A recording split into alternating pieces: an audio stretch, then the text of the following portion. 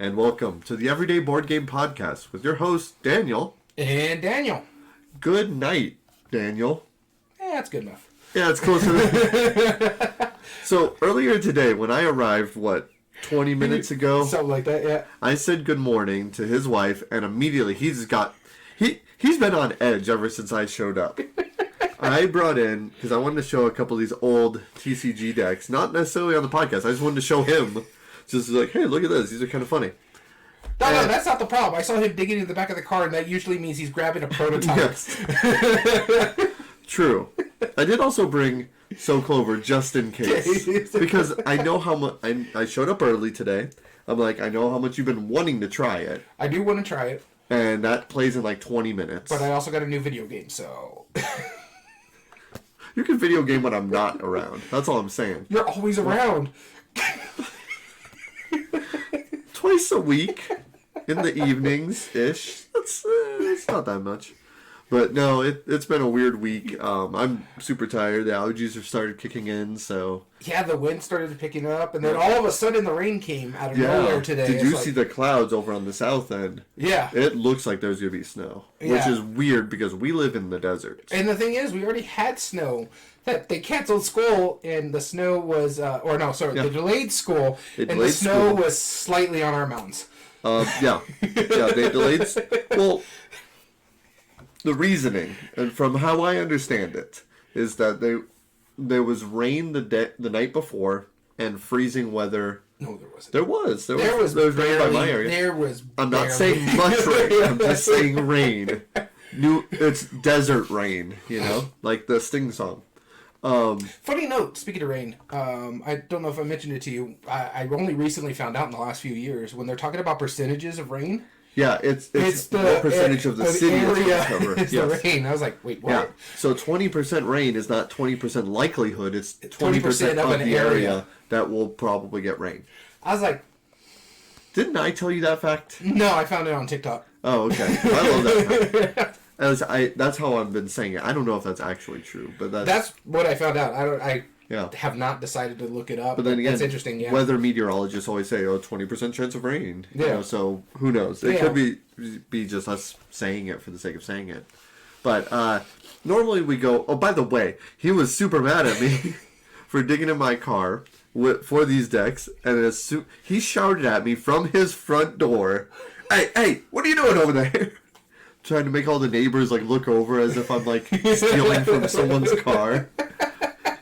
It was terrible.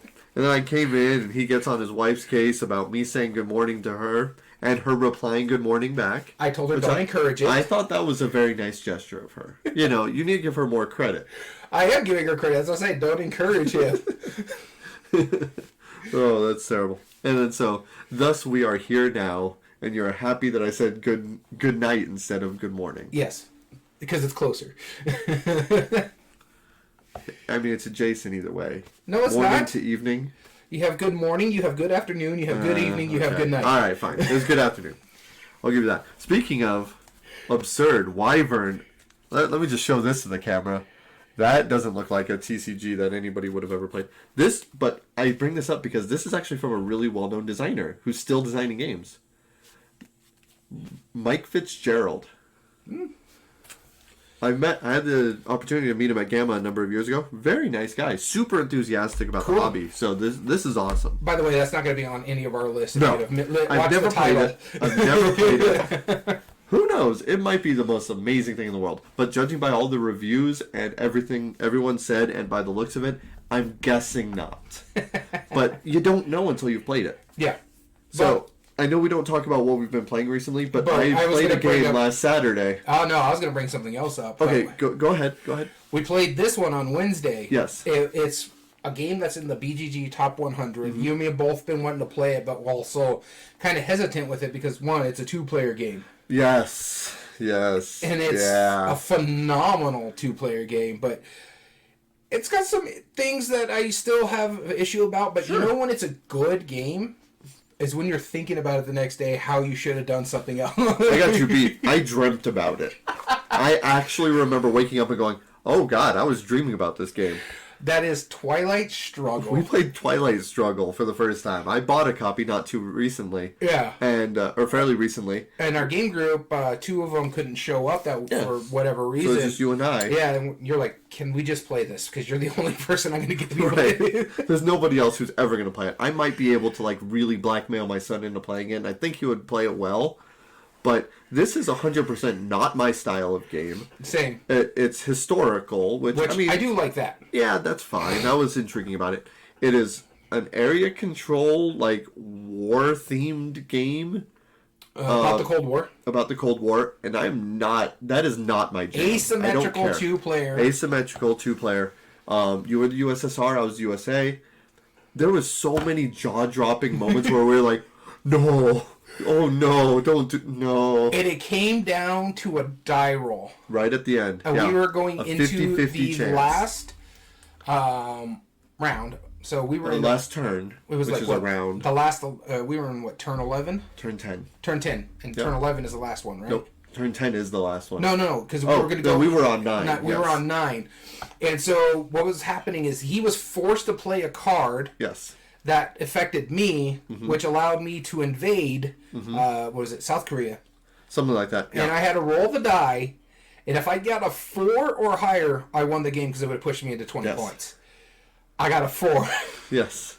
And then we even checked because we were curious. We drew up the next cards. I would have played first on those cards, and I would have won. And since he had control of Europe. All of Europe. All I had to do was score Europe, which was one more card away.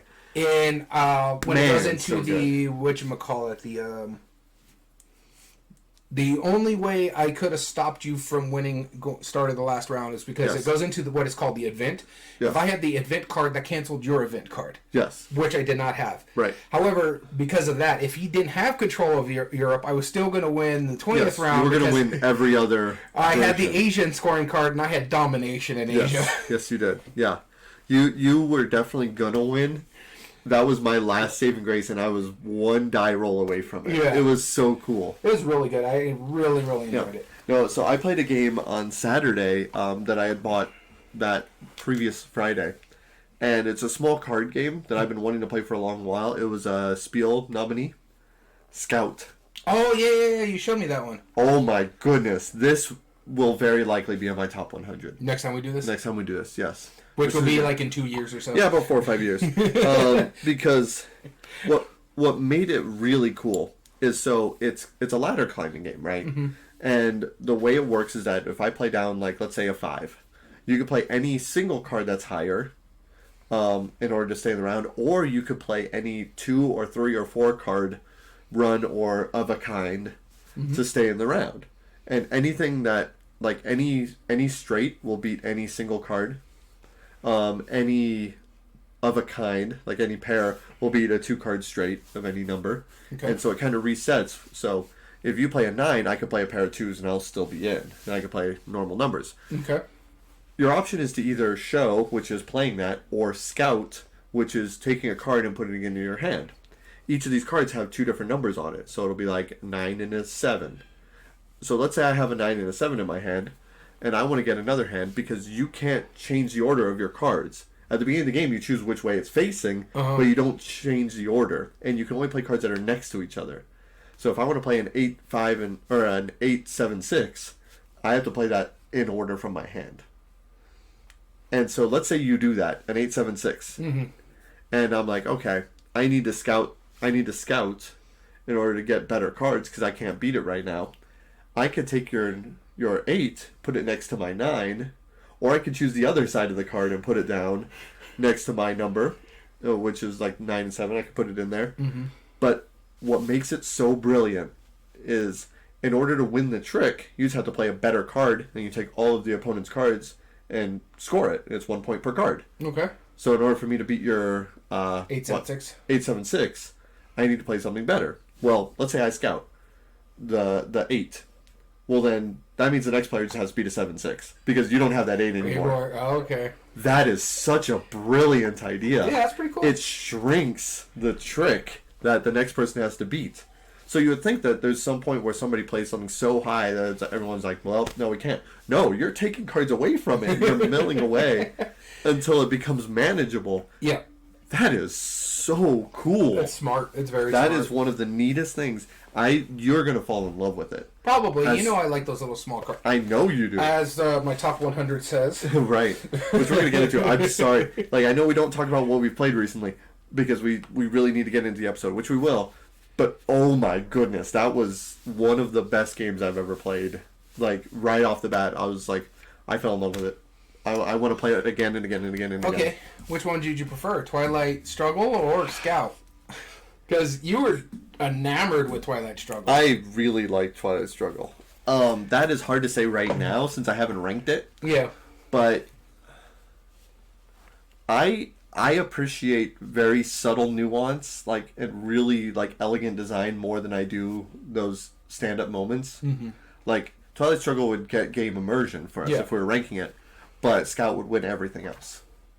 Yeah, I wouldn't know how to play it, so. Right. And when you do, like that I can't imagine that you will not be you will not go buy it right away. Like, okay. I almost want to show you in El Paso so that way you can just go buy it right away. So another thing I've been doing too is I've been actually adding to my anticipated list for 2013 for us. Oh yeah. When we start recording that, because I was like, okay, I need to get going with these games when we do that in March. So yeah, I haven't played much board games. I've only played 2 games in the last week. The 2 we played last Wednesday. Mm-hmm. But with that being said, we're doing the next part of our top 100 today. That's 80 right. through 61. 80 through 61. Another 20. These ones are pretty good. We're going to kind of rapid fire them so that way we're not going to hopefully not have as long of an episode as last week. But you never know with us. No. So, we got a new Coin of Doom, courtesy of Daniel. This is the new Frosthaven coin. There we go. So people there can see it. It is a pretty coin. That is a pretty coin. I like the blue on it. Yeah, I know. That's what I always like blue and silver. I think that's a great combination. Yeah. All right. Blue and anything is really pretty good. Blue and orange, blue and yellow. Blue and yellow is actually my favorite color combination. Yes, it is. Mine too. Hence our but also our channel color. Yeah, exactly. That's why we did it that way. Mm-hmm. There we go. We did it because it's our player colors. that's 100% why. There we go. Starting with you. All right, I'll be starting us off. So, Tails never fails. 100% of the times I've flipped this, it has been heads. For the podcast, anyway. Number 80 was number 108 last year. So, moving up. Yep, moving on up. And I haven't played it yet. Or, since I added it to my list. Yeah, since my original ranking. What the hell is it on your list? Yeah, it's on my shelf of shame. I just know I'm going to no. It's one that, at first, I was very hesitant to play. And then I played it and I was like, okay, wow. And this alone cemented this. This and one other game cemented this designer in my wheelhouse. Seth Jaffe made this game. Yes, exactly. He worked for Tasty Minstrel for a long time, and this is one of Crusaders Thy Will Done? Crusaders Thy Will Be Done. Yeah. Oh my goodness. Yeah, so it's super cool. It's very simple how it works. You have a rondel. You're similar to Trajan, except you can upgrade those. I was just trying to think, what other Seth Jaffe game that you talk about? Right. I can't think the only one I can think of is Crusader. Right, exactly. And one thing that I like about what this does differently than, say, for example, Trajan. Yeah. Trajan, you pick up the tokens, and whichever spot it lands on, that's the action you take. Well, then you have to calculate where all the spots are going to be, This one, no, the number of tokens you pick up from it is the action you take multiplied by the number of tokens. So if I take it from the movement spot and I take 4 tokens, I'm moving 4 spots. Simple. Mm-hmm. Doesn't need to be more complicated than that. I'm building my buildings out there. I'm taking control of the regions, spreading out as everyone's racing over the areas. I can gun it towards the other side, potentially getting more points. But then that's a lot of wasted time that other people have built up their engine. You can upgrade your rondel. It works really well. I like the art. I like the theme. I didn't think I would like the theme, but it's pretty interesting. The graphic design is beautiful, and the game design is awesome. Crusaders Thy Will Be Done. That is my number 80. All right, my number 80 is probably one of the oldest games on my list. And even then, I don't think it's that old. Maybe 70s, maybe 80s. Okay. By one of our favorite designers and my favorite one of his. Sid Saxon. Ooh. It actually has fallen from 55, so... But it's Can't Stop. This is probably one of the best, purest push your luck games. Yeah. You're just rolling some dice, Yep. trying to move up on the board. You can keep going, but if you bust, you can't move anywhere on the board. Yeah, you lose your progress for that turn. Yep. Very simple. I love the one that you have where it's like a stop sign. Yes. So, yeah, it's so nice. I do have to pick up a copy of this, and whenever I find one, I'll probably pick it up. I do enjoy this game a lot. Mm-hmm. I mean, this is one we talked about quite a few times in this podcast, so I don't want to beleaguer it. But yeah, it's dropped slightly, but it's just because I haven't played it much. I don't own it, so it's not like I can get it to the table all that often. Right. You know, this was one of those games where, you know, like those little, like, travel backgammon and chess sets that they have, like, little magnet. I would love to see, like, a little travel version of this. I thought there was one at one point in time back. I'm sure there is a travel version. Yeah. Like, there is Can't Stop Express, but that's a roll and write game. Yeah. That's a totally different game. There's also, like, Goblet has a travel... I actually have the Goblet bag somewhere around here. I would also like to see a version of that of Azul, too, like Super Travel. Like, well, they just made the mini Azul, so mini Azul. Yeah, there's like a mini Azul. Remember how you have the ultra tiny Epic Galaxy? Yeah. They just made a mini Azul. Where have I been? Where did you hear about this? Dice Tower. Yeah, the little pieces look like the Starburst minis. They're that small. See, that's what I'm looking for. Well, there we go. Now all we have to do is Can't Stop, and then that'd be... All right, there you go. Number 80 is Can't Stop. There we go. My next one... Oh, no mine. Haha. Your next one. My next one is another one that dropped. This one is actually a pretty considerate drop from 21 to 79. And this is, again, it's just for lack of play, because we played the mess out of this one during, like, the pandemic, because me and... our couple friends had a copy of it, so one board would run it, and we would just do it over live stream. Oh, yeah. This one is my favorite version of the Rising system. This one is Star Wars Dark Side Rising. Now, this one you can't get into the States. This one has to be imported, and that's what happened with my copy, is that it was imported from the UK. But it is an amazingly fun system, so even if you're not into Star Wars, there's an Avatar version, The Last Airbender. There's not the blue people. There's a Harry Potter version. There is a Marvel version. There's a Batman version. There's a SpongeBob version. So it's out there. I love this system. It's just you rolling some dice, trying to take out whoever the big bad is. In this one, it's Darth Vader. In the Marvel one, Thanos Rising, it's Thanos. So you're kind of playing like a Yahtzee style, where you're rolling some dice, you're matching some stuff up to either recruit people to help you fight or defeat so many bad guys. This way you can finally attack the big bad towards the end of the thing. I do thoroughly enjoy this game. It's just it hasn't hit the table lately. Yeah, that's fair. My number 79 is a campaign game that we had been playing for so long, and we finally finished it. You know where this is going. It was my number 52 last time we ranked it, and that was before I knew what the ending was. And it didn't drop because of the ending, as what a lot of people say is that the ending shunted it for. I know what it is. So. Right. You know what the ending is? No, I don't know what the ending is. Okay. This is Time Stories. Yep. I kind of know what the ending is, but it's been so long. Right. Yeah, see, so for the longest time, there was a Dice Tower review where they straight up spoilers. And I knew I wasn't going to watch that until after I had finished the campaign. Well, I bookmarked that back in 2019. We finished it at the end of last year, 2022. So now, about a month ago, I finally watched that video, and I see what they're saying. They kind of ran through it all. Now, after... I get all of their arguments. I get why people wouldn't like that ending one. But I still really liked it. I mean, overall, that last chapter wasn't amazing, but it was fine as an overall experience. I think the big problem with Time Stories, and a lot of people have issues with, is that it started off so well, and then the quality just dropped. Yes. And I think that was what people had a problem with, is because it was 10s and 9s and 8s for people. Right. And then now it's like the back end of it is just like, it just kept dropping. You would see it go from a 10 to a 9 to an 8 to a 7 for each consecutive. Because, like, the first one was a great scenario, the one that's just out of the box. I love Marcy's Case. That's by far my favorite. Mind you, I've only played 3. Yep. But the only one I'm halfway. Well, I'm probably gonna have to restart it, but I was halfway through the Prophecies of Dragons, and I was enjoying what that was doing too. But from what I was hearing, like the next one was okay.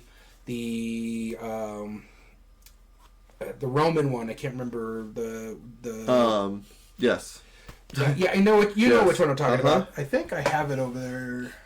No, I have the Egyptian one. Yep. And I have the Endurance one. Yep.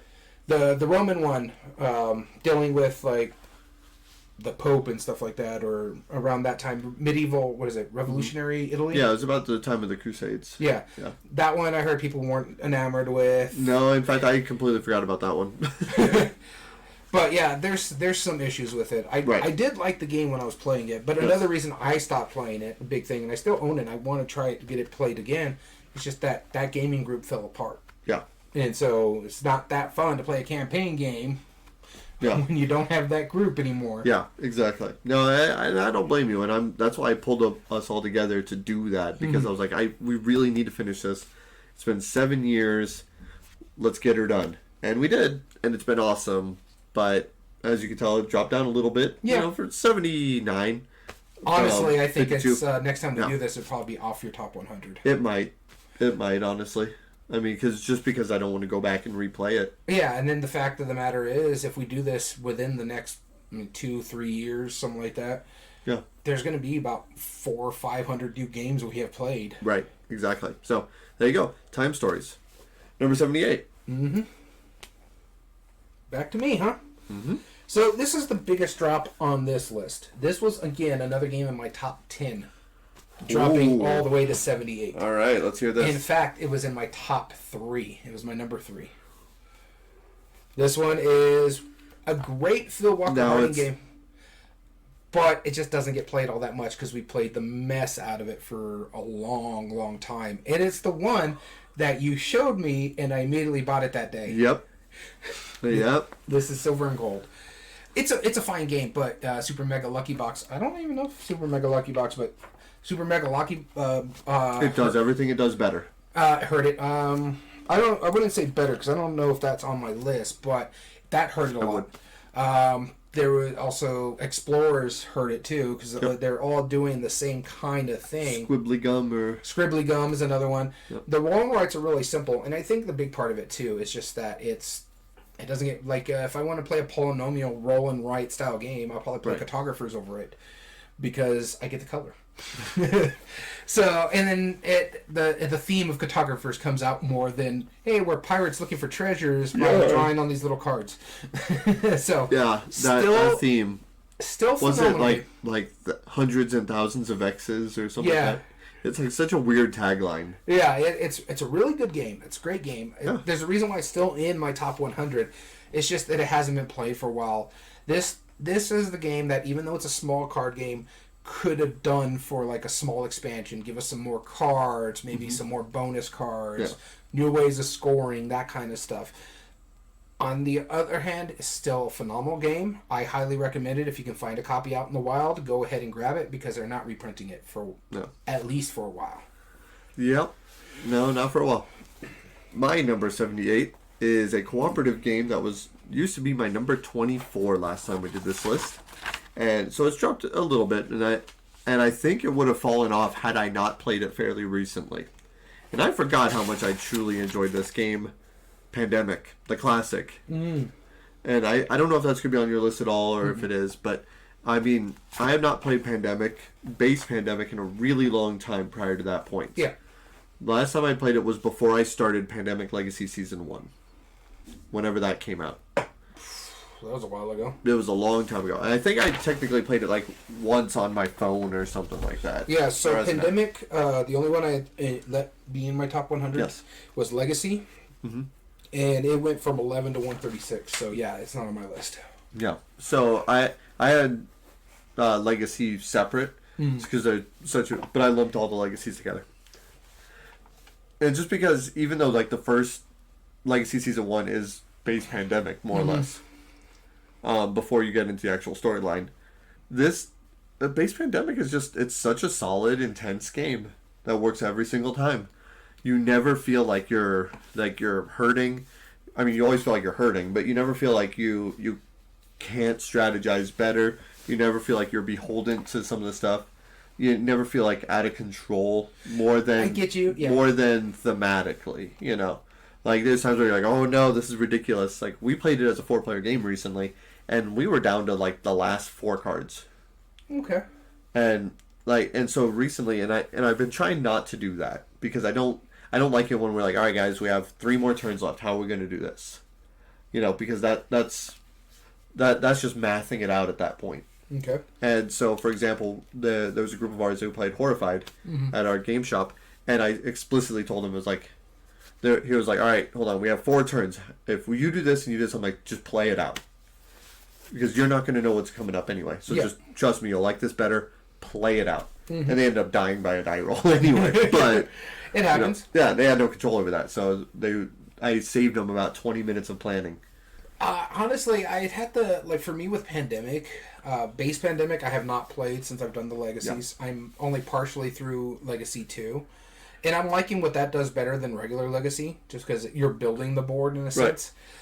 But my thing is, I honestly think Star Wars The Clone Wars, which is a Pandemic Legacy style, or a Pandemic style game, kills it for me. It's just because I like what it does.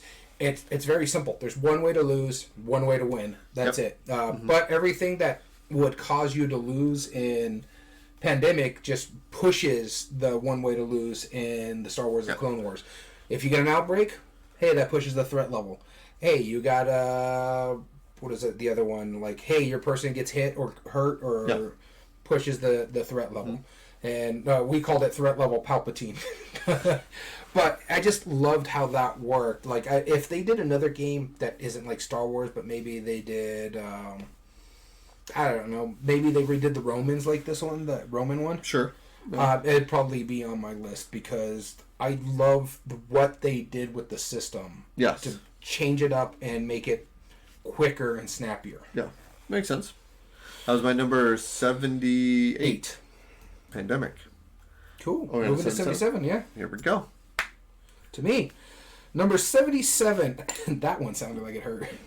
Is another one that dropped, and again, this is for sure because it hasn't been played. I've only played it the one time, and I liked it so much I bought myself a copy of this one. But it's also a game that takes roughly 6 hours. This is Twilight Imperium 4th Edition. Ooh. This is a great game. It is. I love this system. I love the exploration, the attacking your opponents, trying to accrue as many points. I love the you're taking a move, but the other people can also take the bottom half of the move, but you get to take the full or the more powerful part of that move because that's what you selected, kind of drafting. It's really, really good. And it does things really smart, and I have a good time with it to the point where I've bought and received more 4X games along this style. I backed Stellaris by Academy Games because that's a 4X, and I like the video game, so I want this one to do well. I played this one. I want to play Eclipse, Second Dawn. I mean, these things are fun. There's one 4X that both you and me are not very enamored with. It's fine. That's the Scott Alms one, Land at Sea, or something I like that. Straight up don't like it. Yeah. That's not even, I'm we're fine with okay it. with it. You're fine with it. I'm not fine with it. I prefer, like, Twilight Imperium. That is the worst Scott Alms design. That's not that bad. But yeah, so it's just because it hasn't been played. He was my 12, and now it's my 77. By the way, Scott Alms, if you're listening, like, we'd love to have you on the podcast sometime. Yeah, that'd be great. I really do genuinely love almost all of your stuff. Shut up! Just being silly. All right, sorry, go on. I'm done. Every time. Twilight Imperium. We need to play that. I need to play that. No. You're not going to let me play it now just on principle alone? Yes, because you won't let me get my thoughts out. You blatantly interrupt me. I apologize. Go on. Off topic, no less. All right. No, it's too late. Twilight Imperium 4th Edition. Your turn. Speaking of stating your opinion, my number 77 is a party game all about arguing your opinion. And it's climbed up from 98 when I did last year. Oh, this is that Party Foul one, right? Cranium Party Playoff. Playoff, that one, yeah. I like this game a lot. I kind of want to play it right before Sunday because this upcoming Sunday, when we're filming this right now, is going to be the Super Bowl. Mm-hmm. So if you're watching the replay of this, you already know the answer. So please wait to comment until after that actually happened, even though we're uploading it after the episode, because we just don't want to, like, right now, we don't want to know the answer. Actually, no, I want to know the answer so I can bet on it. But Party Playoff, it's a fantasy football style bracket. You have 64 things in 4 different categories. Categories are either actions, things, people, or places. And each of those has about, I think it's 16 or 8, somewhere in there. And you're trying to pick who's going to be which one of those is going to win after the board is set up from each of those categories, and then which one's going to be the division winner, and then the final winner overall. You can get points based on that. And your incentive is, in a big group, you want to argue your reasoning. So the example it has on the box, which one would be better at a hot dog eating contest, Betty White or a mime? It's like, and you have to argue one of these. And so you'll purposefully start, like, picking sides whether you have stakes in it or not, just to mess with other people who might have stakes in it. And honestly, I'm just going to vote for Betty White no matter what. Right. I mean, rest in peace. You know, we love Betty White. Yeah, she would definitely win a hot dog eating contest, is all I'm saying. If Betty White was on that bracket, I would pick her to win, unless Chuck Norris was also on the bracket. Then I'd still pick Betty White. I personally would, but I don't think the group would. And that's what you're betting on. Because you have to argue these completely stupidly arbitrary reasons. I don't think the group would pick Chuck Norris over Betty White. Unless it's like who can, like, walk on water, or swim through dry land. That's the joke. Who can slam a revolving door? Like, that would be Chuck Norris. What do you think taught Chuck Norris? Betty White. Whoa. So, no, exactly. This is why this game works. Every time, it's just the same ridiculous argument. And then after the first round of all these ridiculous arguments, you argue the meta of it. So it's like we already know that Betty White beat Chuck Norris. No way is a mime even gonna try, you know? Like, it goes over so well. I don't think they make it anymore. In fact, I'd be willing to bet they don't. But I see it oftentimes at thrift stores, used bookstores. If you find a copy, go buy a copy. It's so good. It's a fine game. It's been one of my all-time best party games that goes over well in my groups. So that's my number 77, Cranium Party Playoff. Ready for number 76? Yeah. I promise I'll be quiet this time. It's your turn anyways. That's why I'll be quiet. No, he won't. So my number 76 is a party game. I'm sensing a theme here. It is a party game that was number 70 last time, so it dropped 6 places. And mine went a lot more than that. Okay, so first off, party games aren't supposed to have complex rules, right? Like, okay. When you explain a party game to somebody, you're not supposed, like... They're not supposed to be drifting off into They're not space. supposed to be like, huh? And the first time I ever played this, the person who was demonstrating to us at a convention, he literally said, he was like, look, I'm going to explain how this game works. It's not going to make any sense. Then we're going to play a couple rounds, and then it'll start making sense. So just go with me as I explain it. I'll tell you how it works and what to do, and then you'll figure out how it works in a few rounds. Yeah. And when you preface something like that, so, like, right off the bat, mm-hmm. and then go into your explanation of the game, like, first off, that immediately turned me off. When I first heard that, I was like, oh, that sounds dumb and awful. Like, that, what kind of party game would be this bad? Like, and I immediately assumed it was bad. And then I played it. And by the end of that first game, I was still like, huh? Because we got trampled. Concept? Nope. No. And then after that, I played it again. I'm like, okay. It finally clicked. It makes perfect sense. And now every time I teach it to people, I have to preface it the same way. So I'm like, my explanation will not make sense. But just go with me, and by the halfway through the game, you're going to start figuring it out. Decrypto. Oh, that is right. Yes. I have to preface that to people because I'm like, look, if you think that you're gonna understand this party game, after my explanation, you're not. You're going to have to play it and just go with it. Mm-hmm. And because the idea of this game is you're giving clues to a certain sequence of your words. And you have the same 4 words on your team. And your team member knows, or teammates know those words. You're just trying to give them clues that are similar to it. The thing is, the other team is listening in on it. And they're going to know all of the same clues. The difference is, they're not going to know they're not going to know the words. So, in this game, it's so cool because you don't have to figure out the answer. You just have to figure out what makes sense based on the clues you've previously heard. Again, if you've never played this, it doesn't make sense, and nor should it. But like if I start saying stuff like bacon, ham, hot dogs, pork, you're probably going to figure out what the word is, right? Mm-hmm. But I have to be so specific that my team member who sees the word knows what clue I'm giving. Like I might say Muppet. You would make a lot of sense. Right. Exactly. That was a great example. Because then that could apply to a whole slew of things. And that doesn't give the other team any information. But I sure know which one of those is a Muppet. It's not a bicycle. It's not pavement. It's a pig. And I know exactly where that's going. And so if the other team eventually start figuring out, like with the clues of like, I don't know, Muppet, whatever else is thrown at them. Yeah, I think we threw them off when we did that one. Oh, yeah, that was a great clue.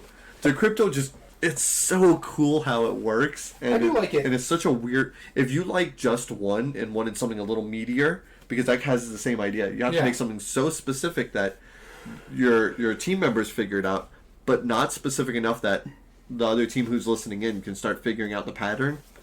That's that whole give and take balance that works really well. Decrypto, my number 76.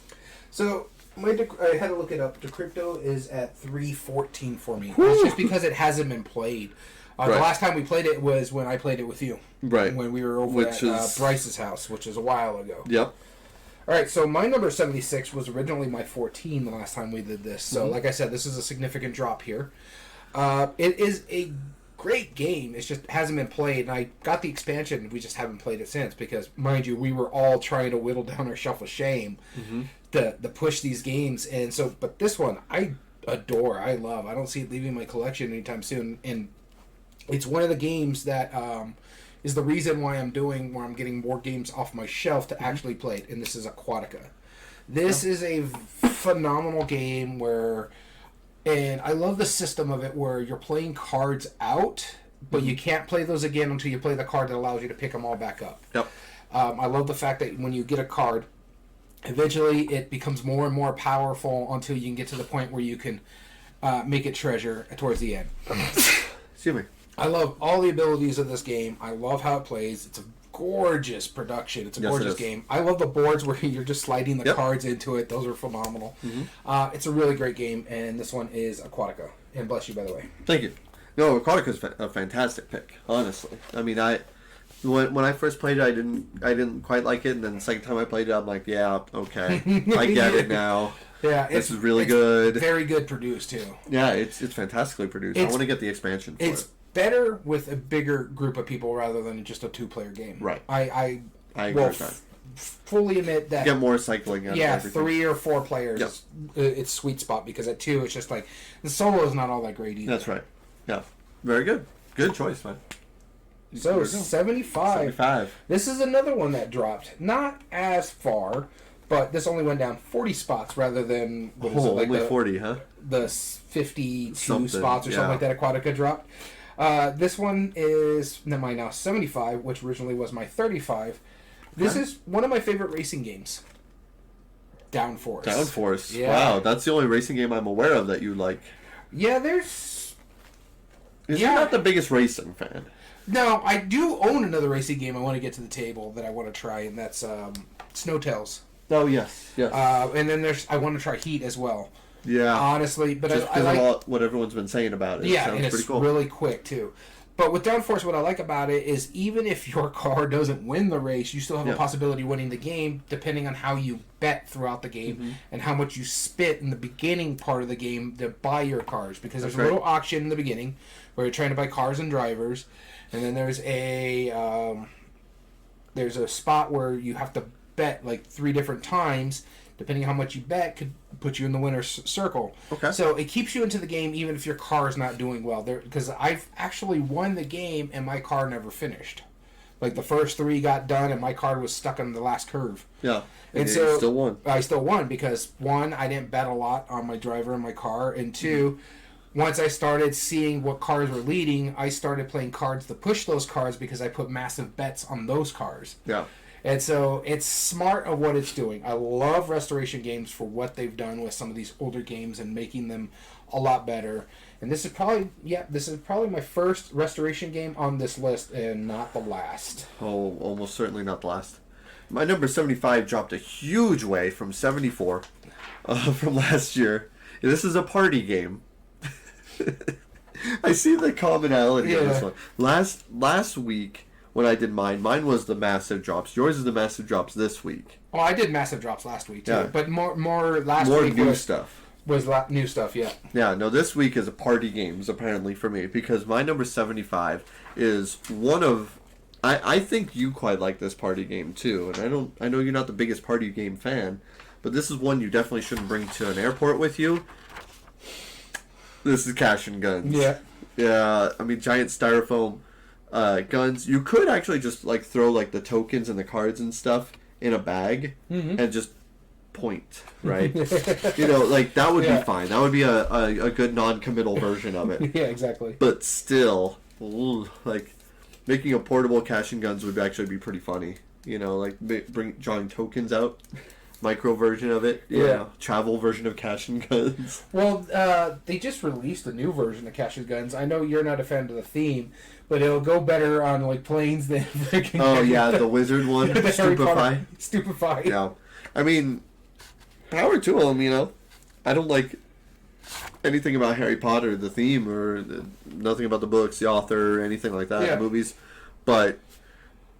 I mean, they're doing it right as far as making games based off of Harry Potter. They're making really good games. Yeah, they are. I mean, Harry Potter Strike is good. Harry Potter Hogwarts Battle is really good. Stupefy is a great. I take that back. They had Harry Potter. If they're putting a Harry Potter theme on a game that's already good, Codename, Strike, other than Hogwarts Battle, which is the exception to the rule, because I played the worker placement, the House Cup one. Yes. It's not that good. Not that good. It's fine. It's your run-of-the-mill worker placement with the busiest... You think Pendulum's board is busy? Harry Potter House Cup or something like that. Yeah. That board is... You're like, okay, what? No. I was not a big fan of that one at all. I was pretty bored playing it. Yeah. I don't blame you. Is that the one with the gems in the vial? Yes, it's gorgeous because that's where the production was, the gems in the vials. It was not on that board. It wasn't on the artwork. It just, It was just sad. Well, Harry Potter aside, Cash and Guns, the artwork on the original is better because... No, not the original, the second edition. Because John Kovalic is amazing. One of the funniest illustrators. It's just genuinely funny people. I actually follow him on Twitter. Yeah. Just because he puts comic strips like Dorkly, or I think is what it's called, on Twitter. That's the only reason I go on Twitter sometimes. Is just like, what's his new comic? Yeah, exactly. That's the only real reason to have any Twitter of any reason, really. Yeah. Let's be real. John Kovalic, he's the reason. But no. Tabletop Bellhop and his Game Geek sales. That's true. I'll give him that. But really, John Kovalic, though. Twitter just says fool. Anyway, politics aside... Speaking of Cash and Guns, you know what I mean? Cash and Guns, amazing party game. If you don't know what it is, go find out what it is. It's awesome. My number 75. All right, moving on to 74, right? Because I started. Yes. To me again. This one is another drop here. This went from 27 to 74. And I know why this one dropped. It's just that there are games that are better than this one in this style, though this was one of the best ones I played to begin with. Oh, okay. I see what you mean. Yes. this was... I thought you were just going to stop at, like, there are other games that are better. It's like, yeah, but this is one of the first ones I ever played, but other games in this genre has just jumped it. Gotcha. And this is a Flippin' Right. Okay. Welcome to.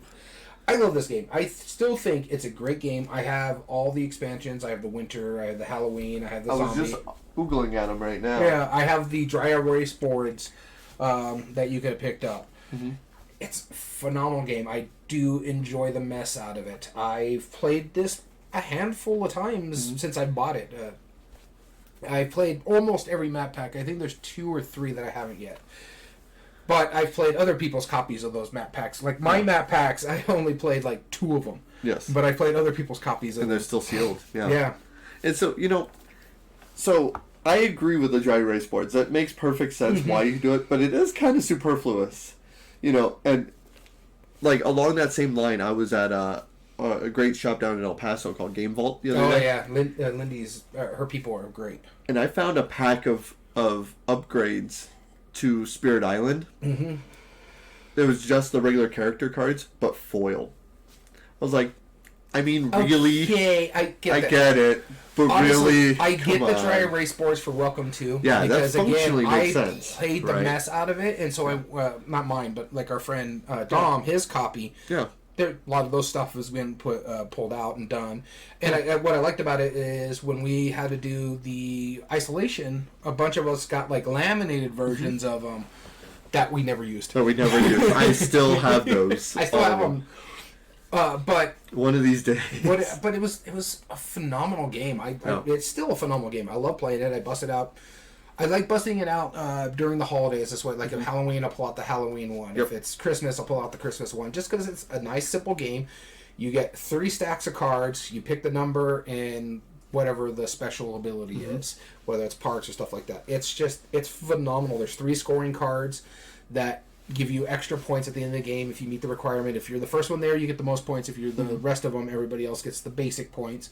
It's a great game. Love it. It's just the reason why it's dropping is because there's games in the Flippin' Right genre that just do it better.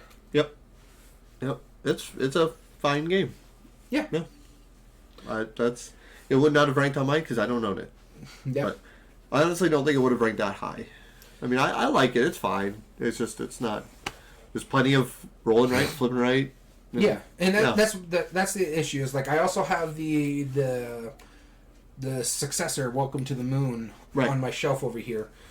Shelf of Shame because I haven't played it, but I still think it's a great game. Yeah. It's just I haven't played it all that much lately because there's just better choices for me. Yeah, for sure. All right. Well, my number 74 is brand new to the list. In fact, we've only played it once. And you were there that day that we played it, and you were pretty darn excited after we finished playing it. I think it was one of your more favorite games, and this was either my last pick or the one prior to that. I think it was the one prior. Mille Fiori? No. Oh, okay. No. This was a Taschini game. Which one was the Taschini game that we played? Marco Polo 2. Okay, yeah. No, that one was great. I liked it. Yeah. I loved the fun I had just running across the board. Yeah, you launched across the map when halfway through the game, Dom hadn't left yet. And it became this whole, he's running from New Orleans again. Like, what? Like, where did they start? Beijing? Was that where they? Yeah, they started Beijing. So Beijing is the New Orleans of China, clearly. He never left. Yeah. No, he did eventually. He never left in like the first 4 or 5 turns. Yeah, it only plays over like 10 turns. Yeah. Well, it's funny because we joke about New Orleans when we did Lewis and Clark. Yes. Where he went back. He couldn't go back. He just stayed where he was at. Yeah. Exactly. If he could have gone back, he would have. But no, he was trying to get all the upgrades. He was trying to get all the contracts fulfilled, like long before he ever attempted anything else. He was like, I'm going to get the engine built before. He was like, you guys are going to be horse buggies like going across the landscape, and I'm going to have a steamer engine flying down the trails. Yeah. I'm just waiting till the rail system gets installed. Right, exactly. It was so good, though. I mean, everything in that dice, the dice worker placement part of it, the fact that you had to put stuff that was higher. Sometimes you could put it in better situations, and then the numbers of the dice. If you put 2 dice, your lower of the 2 numbers is the one that matters. Yeah. So that's cool. You want to have them balanced out as best as you can. You could just dump dice to get some resources.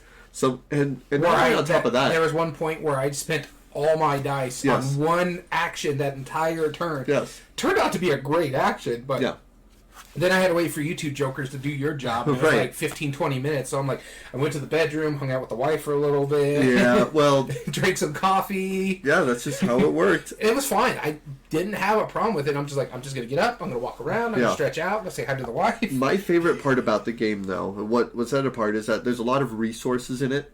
And in this game... 182. So I made top 200. Oh, okay, so that's pretty good. In this game, there's a lot of resources, and there's a lot of, like, if you fulfill a contract with a bunch of resources, it converts into other resources and victory points on top of that. Yeah. So, like, I might trade in, like, 3 spice bags, 2 gold bars, 2... By the way, we weren't calling them spice bags. No, we weren't. No, we weren't. Like, all of, like, this weird collection of items and convert it, and then you might even get one of the ones you turned in back. Like, it's just how you just had to have it. Like, and so you're setting up like this weird combo. It's like, well, this one can do this, can do this. It works so well. I like it a lot. That is Marco Polo 2, The Search of Khan or something like that. The Wrath of Khan. No, not the Wrath of Khan. It's like pretty sure that's it. Let's see.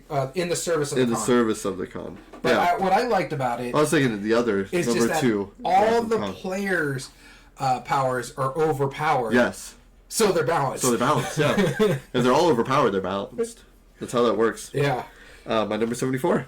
Yep, moving on to 73. All right, that's Tails again. Yeah, it's Tails again. I think the other Coin of Doom might be a little more balanced than this. Yeah. So, Trails of Tucana is my number 73. This is new to the list. Originally, Speaking it was... Yeah, that's what I was going to mention. Yeah. It was originally 110 last year, and I've played it more, and this is what I'm saying. It's just more flipping rights do this better, whereas the Welcome to, you're just putting numbers in and doing like math in a sense because they're giving you special powers. This one, you're actually making trails, trying to match up symbols to give you bonus points, trying to make connections from A to A or A to C, or you're just trying to get stuff down to get bonus points based on whatever the goal cards are for that round. It's just, I like this one a lot more. Not a lot more, it's only one more than Welcome to, but it's been hitting the table more. Yeah. And I do enjoy it. It's very quick. It plays... I prefer this one over. Yeah. Over and it's just because it allows you to think more, because with Welcome to, you have the 3 rows, but you're beholden to what the back of the cards are. Yep. And if all 3 of them show up as the same thing, now you're just, okay, no, here's my numbers, which neighborhood I'm going to put it into. Where could I put it into? Whereas this one is like, okay, I could do this, and let's go to this. So it's got to be connecting between this and this. Well, if I put it here, I got myself set up over here if I can get that mountain desert card, and now it's connected all the way through. So I love that, where you have to be strategic how you're drawing your lines. Even though you're beholden to the card, it's like, oh, that's not going to do me good, but if I set this up right, it's going to do me good later. Yes. And I really do enjoy that aspect. Whereas in Welcome to, it's like, I don't need any of these numbers because it's going to mess up my system. Mm-hmm. Whereas Trails of Tucana, okay, this is not great for me, but I could set it up to be great for me later. And I like that fact that there is a little bit of mitigation. So I was like, okay, I see what I'm trying to do here. Well, it's right here. So if I get this combo and this combo, which is a possibility because you know what the cards kind of are. I think only one of them is burned per round. And so you wait. And so it's phenomenal. I really enjoy this one a lot. So, yeah, Trails of Tucana. And that's another reason why it's jumped. It went from 110, and that was the first play of it, to 73. Okay. Fair enough. Cool. 73? Yeah. Are we on 73? I thought that was number 74. No, 74 was Welcome to. Not mine. 74 is Marco Polo for me. Well, that's why we're on 73. Oh, now we're on 73. Yeah, that was my number 73. You started. See, the coin is throwing me off, maybe. All right. So, No, my number 73 was my number 100. This is a party game.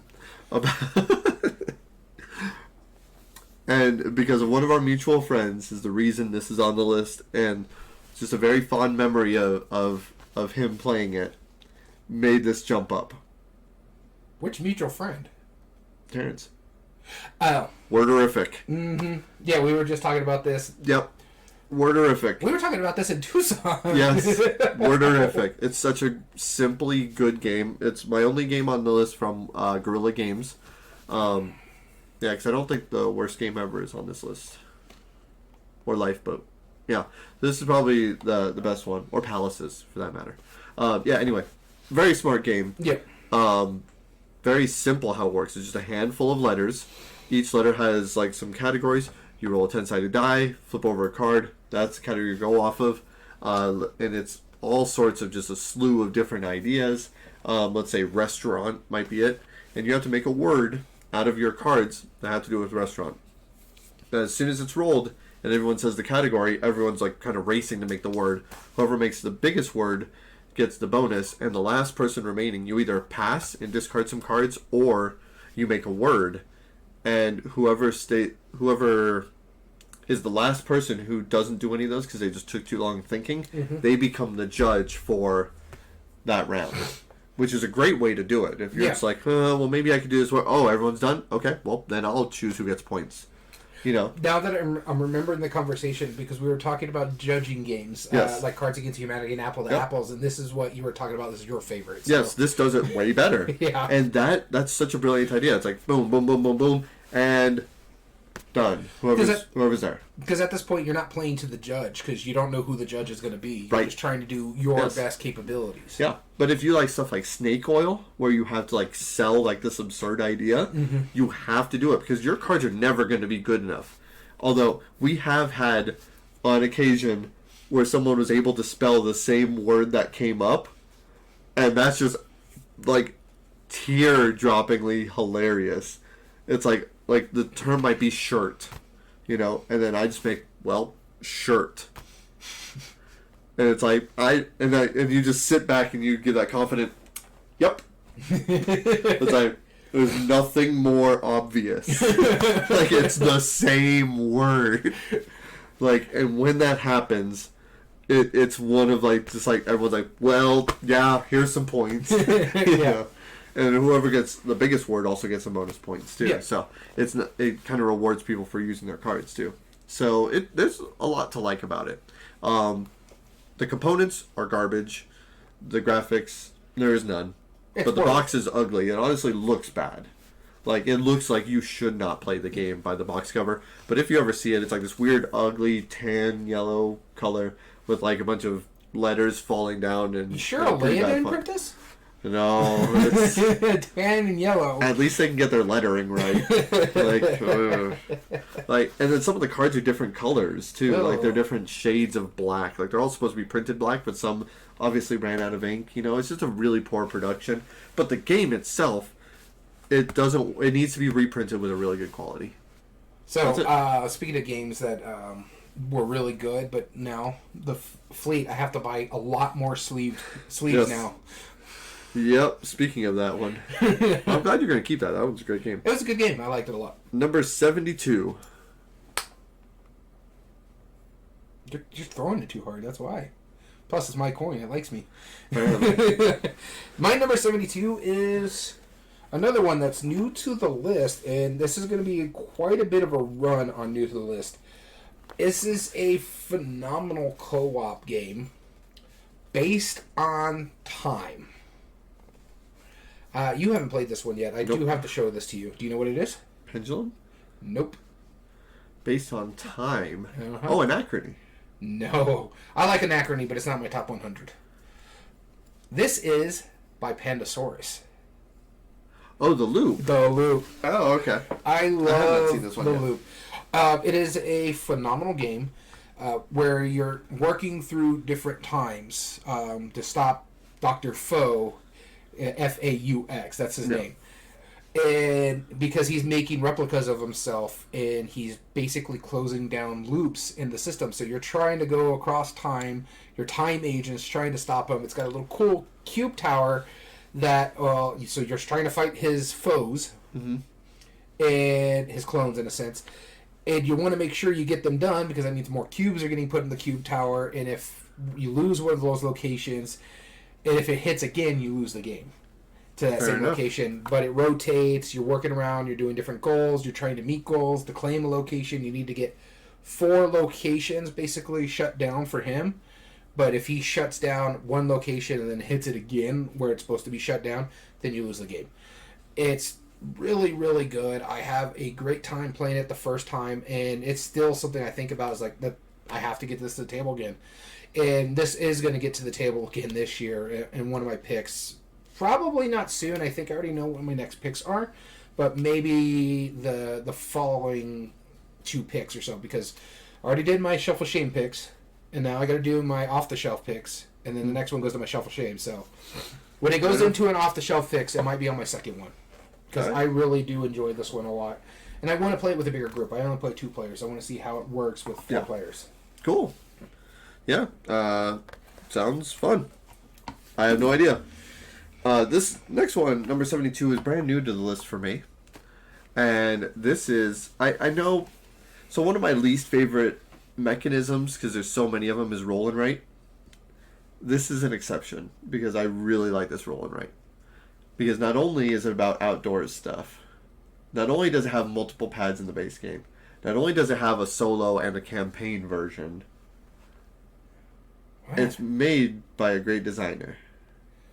This is Trek 12. Oh, yeah. I forgot about this one. Trek 12. And I finally showed you how to play it, right? Mm-hmm. Yeah. Trek 12, it's awesome. It's good game. To the fact that I've showed it to other people, it was $265 for me, but that's because I've only played it the one time. Only the once, yeah. Yeah, it works so well, because you roll 2 dice. One of them is standard D6, one of them is 0 through 5.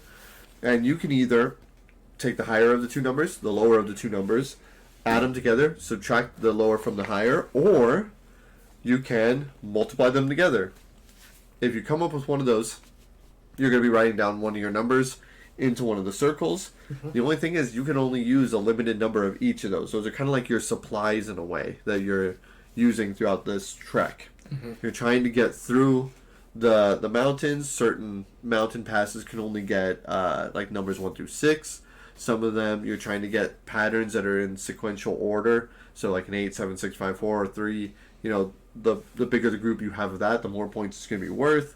You're also trying to get numbers that are the same, similar to, so like 8, 8, 8, 8. All those would be one group as well. Mm-hmm. And they can combine off of each other. So I could have that 8 in my run with the 8 in the group as well, and kind of double dip on those spots if you play it well. It works surprisingly well. I love the fact that they have different maps, and they have like sealed envelopes for like unlocking achievements and stuff. Mm-hmm. There is so much in this game. I think this Pandasaurus as well. I believe so. Yeah. Yeah. It is Pandasaurus. Speaking of Pandasaurus, yeah, this is a brilliant game, and I am looking forward to more expansions. I have the expansion Trek 12 plus 1. Oh, okay. You know, and that's the expansion, and it came with a whole slew of stuff. In fact, that box is pretty thick. It's like that. I mean, you can see it up here on the shelf. It's a good, solid box. It's that big. You know, that's significant, and I mean that's as thick as the Unmatched box, just about. Mm-hmm. And it has multiple pads of paper in it, and envelopes, and then the expansion just comes $20, and it has like 3 or 4 more pads. That's pretty cool. So it's fantastic. It's awesome. It's a good game. Trek 12. I do like it. On my list, number 72. On number 71. Okay, that's your fault the way it landed.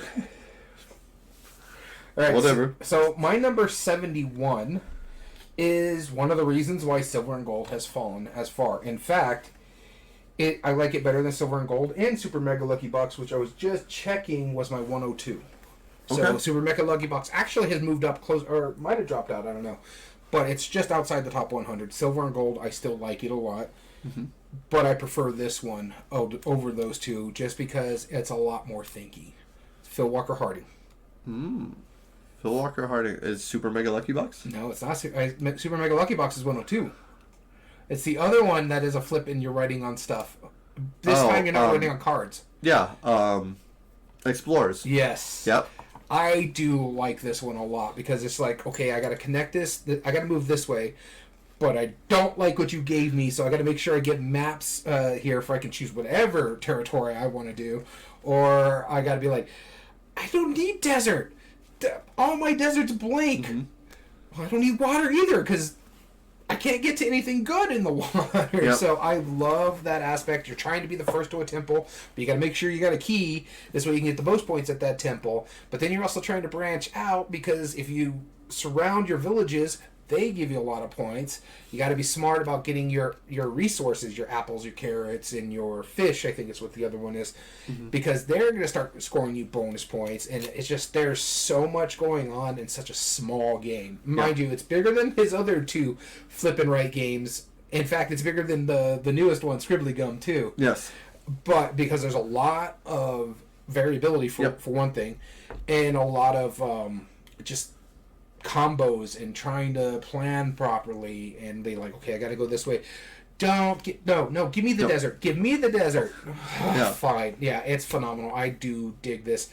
And I got my copy of Gamma, so that makes it even better. I kind of wanted that. It's pretty awesome, though. My number 71 actually climbed 10 spots from number 81 last year. Oh, by the way, Explorer's new to the list. Oh, okay. Yeah, I would imagine so. You just got it last year. Yeah. So I'm going to start telling you some of the mechanisms in it. And let's see if you can figure it out. Okay? This is new to the list or climbed? This is climbed 10 spots. So there's an oldie but a goodie. Okay? Roll and move. Oldie but goodie? Mm-hmm. It's not a Feld, is it? Nope. Okay. I need something more than that because I can't think of another roll and move. Roll and move. Money economy. It's an economic game. Roll move economic. God, I'm drawing a blank. Area control. Tile laying. I'm... Carpets. Marrakesh? Marrakesh. Marrakesh. It is every one of those. I totally forgot about that game, honestly. Yeah, would this have been on your top 100, honestly? I think it's on my list, maybe. Marrakesh. Marrakesh is a game where you're laying down carpets. You move a carpet trader. It wouldn't be in my top 100, but it would probably be high. Yeah. This game has no right being as fun as it is. But yet it's absolutely just, like, hysterically funny. And it's one of the most tense games. Talk about memorable moments. I mean, there's always that moment where you're getting cornered into an area and with everyone's carpet, and you have to roll that die, which is somewhere between a 1 and a 4, likely a 2 or a 3. Mm-hmm. And there was an anime called from Japan called the After School Dice Club or something like that. And which South Park made fun of. Yeah, exactly. The very first episode, they taught you how to play Marrakesh, and they played it. And I remembered just one of the funniest things, like, as soon as, like, they were about to roll the die, it did that stereotypical zoom into the face. It's like, they're sweating, like, and then they roll the die, and you see, dink, and it rolls onto the number, and then it moves, and they're like, no! And it's the most, like, stand-up moment. Because that happened to us. Because that actually happens that well. You can't believe that it works that well, but it really, really does. It's because of that I won the game. Yeah, it's because of that alone. Like, money will be exchanged between you guys throughout the game. That's fine. And then at the end of the game, you're going to get 1 point for every carpet piece you can see. Here's my problem. I wasn't sure what the heck I was doing and still ended up winning because I'm just like, okay, I'll put this here and I'll do this here. I don't see that as a problem. I think that's hilarious. Because it's not hard to learn. This should be played by more people than it is. Yeah. Like, not enough people know about it, not enough people play it. But it's something as simple as Yahtzee. Feld named his game Marrakesh, and now people are really going to be confused. Right, exactly. Didn't they just recently get a new version of it? We saw it at Gamma last year. Yeah. And we were like, is that the new Marrakesh? Yeah, I think so. Yeah. Yeah, no, it's brilliant how well it works. Your copy is ugly. That new one looked really pretty. Yeah, and mine isn't like that ugly. No, too. no, it's not. Yeah. I like it's not the as pretty as the new one. The felt. Yeah, the actual like little felt, like they screen printed them and everything. It looks like a carpet. It just works really well. It's an awesome game. Marrakesh, that's my number 71. All right, let's move to 70. Here we go. It's gonna be me. Whoa, almost lost it there. Glad I caught it. Yeah. That's gonna be you. It's because I caught it. Uh-huh. All right, my number 70, I have not looked already. Okay, my number 70 was 56 last time. This is a dice game, engine building, and it's one of the Tiny Epic series. That is Tiny Epic Galaxies. Oh, okay. I was gonna say it's got to be Galaxy then. Yeah, it's Tiny Epic Galaxies. I like this one. This is my second favorite. Spoilers already. I do believe there is one more Tiny Epic up on the list. You probably know what that is already. But yeah, Tiny Epic games. They're all good. I like how they're all different. Speaking of Scott Alms, this is one that I really like. Because Scott Alms really knocked it out of the park with this. So much to the point where Tiny Epic Pirates has some of that same upgrading. Like when you beat up an opponent, you get to upgrade your level, and then you get to roll more dice, and then you get better benefits and stuff because you're being swashbuckly and stuff. It's a cool game. I like it a lot. I'm not going to belabor it anymore because I do talk about it quite often. Tiny Epic Galaxies, my number 80. That's a good one. It's not my favorite Tiny Epic. In fact, I don't think a Tiny Epic actually made my top 100. I think 2 made it on mine. Because Tiny Epic Quest is my favorite, mind you, because I haven't played dungeons yet, and I do like me a dungeon crawl. But my number 70 is new to the list as well, but it's not a new game per se, but it's a reprint that we just recently played, probably towards the end of last year. Okay. Speaking of pirates, this one is Space Pirates, or Fantasies Pirates, whatever you want to call them. This is Libertalia. Yes. Winds of Galcrest. This was a phenomenal game.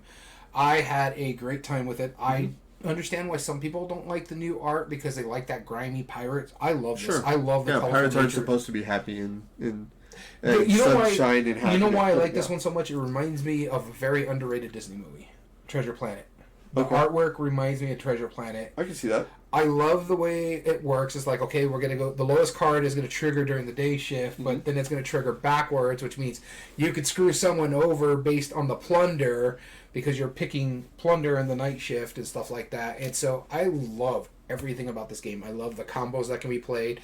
I love the tiebreaker mechanism moving up on that little area. Yeah. This is a phenomenal game. It's really well done.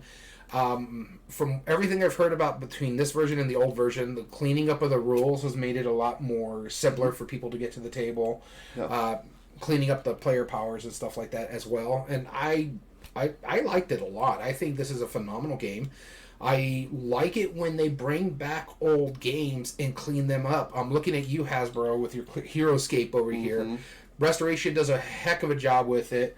And Stonemaier is looking like if they get another older game and reprint it, they're going to probably do really well because they cleaned this up pretty well. And you and me had a blast. And I think you called this your second favorite Stonemaier game? Yep, hands down. This became my second favorite after that one play. Yeah, it's a phenomenal game. I liked it so much, it made it into my top 100. After the one play? After the one play, because it was like...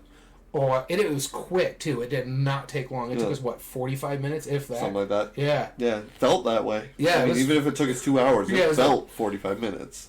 And it was a 3-player game. We were harassing each other. We were moving stuff across the board, getting things done. It's like, I'm going to get screwed. And I would have won that game, but because I got screwed at the very end and had to take a purple token, which subtracted, 4 points, putting me into second place. I really did enjoy this. That was hilarious. Yeah, it's like, Yeah, talking about stand-up moments. That little bidding right there, that's funny. But yeah, so my number 70, Libertalia. Cool. That was number 70? Yep. All right, 69. Nice.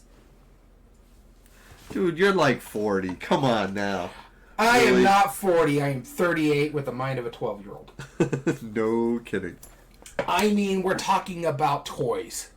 It's because we turn turn over the 10. Now now it's heads from now on. Apparently. Apparently. All right. My number 69 is a Sid Saxon game that you have not. Shut up. It's a Sid Saxon game that you actually haven't played yet, but I think you would like the mess out of it. It's called I'm the Boss. And this is actually new to my list. Even though I've had it in my collection for a while, I finally got a chance to play it. And just looking back on it, I don't think I ranked because I hardly remembered it from the first time, but it looks like a Monopoly board, right? Man, I've played a lot of Sid Saxon games. I'm surprised I haven't played this one. Right, exactly, because I know you appreciate Sid Saxon, and I try to introduce it to you every time. Maybe I'll bring it on one of my picks or something. Don't like is Acquire. Which, maybe you should give it another try now, right? Because, I mean... No, I don't like that style of game where something, acquires another thing. You like Foundations of Rome, right? Because that is Acquire. Yeah, it's the same game. But it's with cleanup rules. Yes. It is much more... much more simpler, too. Much more simple, yes. Yeah.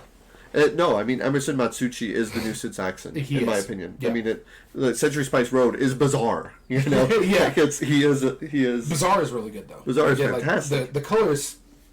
Yeah, the colors are... Well, they're not bad. They're not bad. I mean, they're as good as they can be from the 1960s. But I'm the Boss. It was made in, like, the 80s or something. And you have this board that you're going around. And the way it works is that you need certain characters to complete a deal, right? Mm-hmm. And people get money on the deal. So, like, let's say I move the pawn over. You move a single pawn. So on your turn, you roll a die, move it along the board. It looks like a Monopoly board, honestly. It's really ugly. Now, that's the day and age. Yeah, that was the day and age. So you land on this spot, right? And then that's the deal that you're trying to make happen. The person who rolled the die is the boss. Mm-hmm. I am declaring, I am doing this. I think you need to help me here. I'm the one who makes the decisions. I can make offers, but I'm the one who really makes the decisions. And the thing is, I have a hand of cards that are characters, mm-hmm. which might include other people. So if you're the green character, and I'm like, I need you for this deal, but I have a green card, sorry, I'm going to cut you out of it. And I decide who gets what split of what. Unless somebody plays the I'm the boss card, and then they become the boss and decide if I'm even part of the deal at that point. Because my character doesn't need to be on it in order for me to make the deal happen. Okay. And so often that can happen so often where we just straight up, like, I play, it's like, all right, I land there. All right, Daniel, I need you. But you know what? You're winning. I have the card. I'm not worried about that. But I do need you, Jim. And then Jim's like, well, I'm the boss, and I think Daniel would be a great asset to this deal. It's like, I'll split it with you 50-50 because we don't need Danny now. And it does that. It's so good at that. And it works so well. And when you make the deal happen in the spot, you cover up the spot, and it's no longer a thing anymore. Yeah. And so you just skip over it. So you're just dwindling down. It's like Monopoly if the spaces were going away, right? Yeah. So every spot will pretty much be reached. And it's just the absolute most shenanigans. In fact, I think they made an I'm the Boss card game, which does effectively the exact same thing. I think that's what I was thinking about. Is like, I haven't played that. No, I do want to try this because I want to try Sid Saxon games, all of them. I love Can't Stop. That's why it's on my list. Yes. I thought Bazaar was amazing. I thought it was really good. Yeah. Acquire is the only one I really didn't like. And I understand what you're saying. And you haven't played Buried Treasures yet, have you? No, that's the only one I haven't tried. That and I'm the Boss that I can think of. Sleuth. You haven't played Sleuth either. I don't think I have. Yeah, I've been trying more and more of them. Yes. But it's just, they're hard to find games. I know. The only one I can always find in the wild is the one I don't like. Yeah, Acquire. Acquire. And that was the one that was the most popular out of his. And he made quite a few that were just so cool, but he was so ahead of his time. Oh, yeah. He was making modern quality games before they were a thing. Yeah, and he revolutionized board gaming in a sense. Oh, Byword. Have you played that one yet? I've never even heard of that one. We went through Sid Saxon's list. It's a word building, like, money game where you have to bid on tiles, and the harder they are to use, the more dots that are on them. And so you have to buy the tiles as their square, but then eventually you're going to make a big word with them, and then you're going to multiply that as its square, and that's the profit you get from it. So, but you have to buy all of the tiles at once. It's kind of cool. It's weird, but it works really well. What's weird about, like, spelling games, it only's going to work in one group for me. Like, it would work if it was just 3 of us in a group. Well, I tend to hate word games, not showing Worderific aside, but I don't tend to like them that much. But this one is an exception, just because it's... See, I like board games, but like I said, it's one group that will play them, just because we're all readers. Like, that couple, they read a lot. Me and my wife. My wife is just engrossed in... she's read 7 books in like 3 weeks. Yeah. And she just bought a new one today, so it's going to be another one. Well, there you go. But with me, I read a lot, and to the point where I think we were boring you at one point when we were all talking books on the trip to Tucson. No, that's fine. I zoned out. We're good. It's interesting hearing about those books, but my number 69, I'm the boss. And moving on to my number 69, which was originally, this is a moving up. It was 77, so it almost moved up 10 spots. This is an oldie a goodie, so I'm not going to belabor too much on this one. This one is Ascension. Personally, for me, it's the Dawn of Champions. I love that set more than anything, and it's big part because of the app. I play a lot of online on the app, but I own a lot of sets. I do bust it out every now and then to play against head-to-head against my wife from time to time, or I want to take it to my other group and play it. It probably is going to be one of my picks just to get to the table to play some of the physical copy of this game. Yeah. Because this is a phenomenal game, a great deck builder that I adore.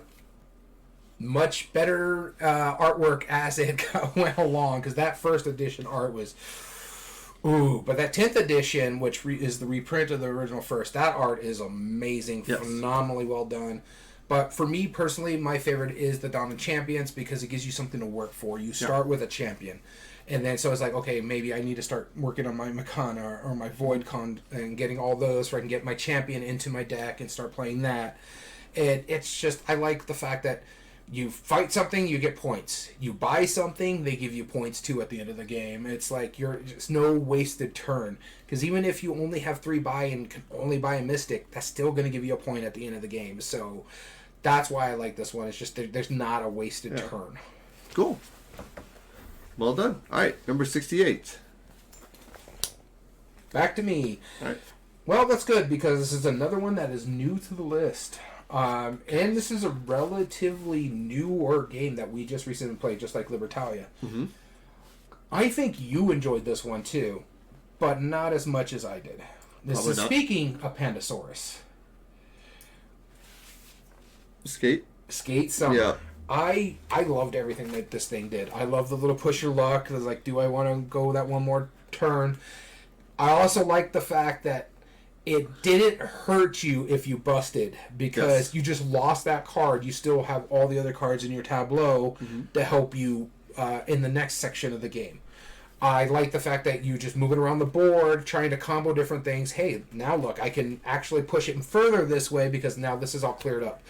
I really, really enjoy it to the point where I want to buy myself a copy. If you really like the Tony Hawk Pro Skaters, this is that in a board game almost. It's pretty cool. It's like you're trying to do these really cool tricks. If you did really, really well, you could get a special trick and try to pull that off. That's what a lot of people try to do when they were skating back when I was back in my day. More people carried skateboards than knew how to skateboard, that's for sure. That is true. It was especially like carrying the guitar around. Oh, no, especially for where I grew up, there was hardly any pavements. So it was all dirt road. You can't skateboard in a dirt road. Which is weird, because we had one of the first skate parks in the area. Yeah, that's true. Wow. I do really, really enjoy this game, to the point where, like I said, I want to get a copy for myself. When I saw them announce it, you and me were at Gamma when they were talking about it, and both you and me were like, that looks good. I will say one gripe about it. That board is busy. Yes. It is a pain to try to figure out, like, what is it? What's that symbol? Because there's just so great artwork, but there's so much of it on that board that you're trying to figure out, okay, what does this one do? It's not immediately obvious. Either. Yeah. But it's a phenomenal game. I really enjoyed it. I love the first phase.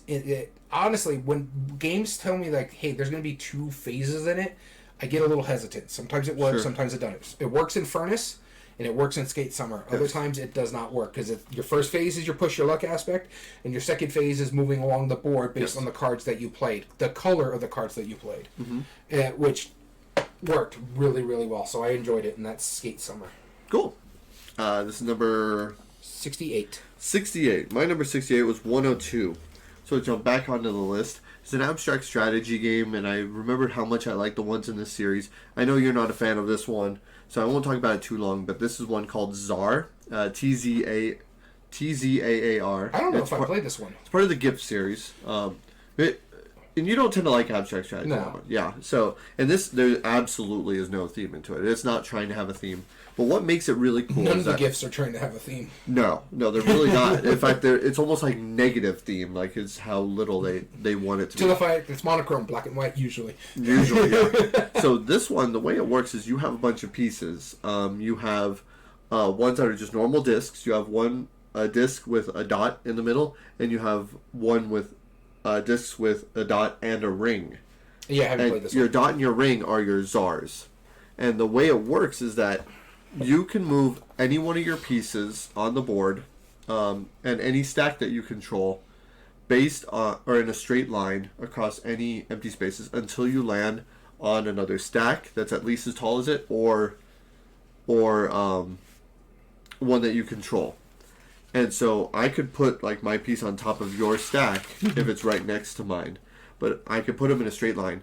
And if any player ever loses all of their czar pieces, which is the one with the ring and the dot, or all of any of their other two, which are more common, then you immediately lose the game if you've lost any one of those three sections. Okay.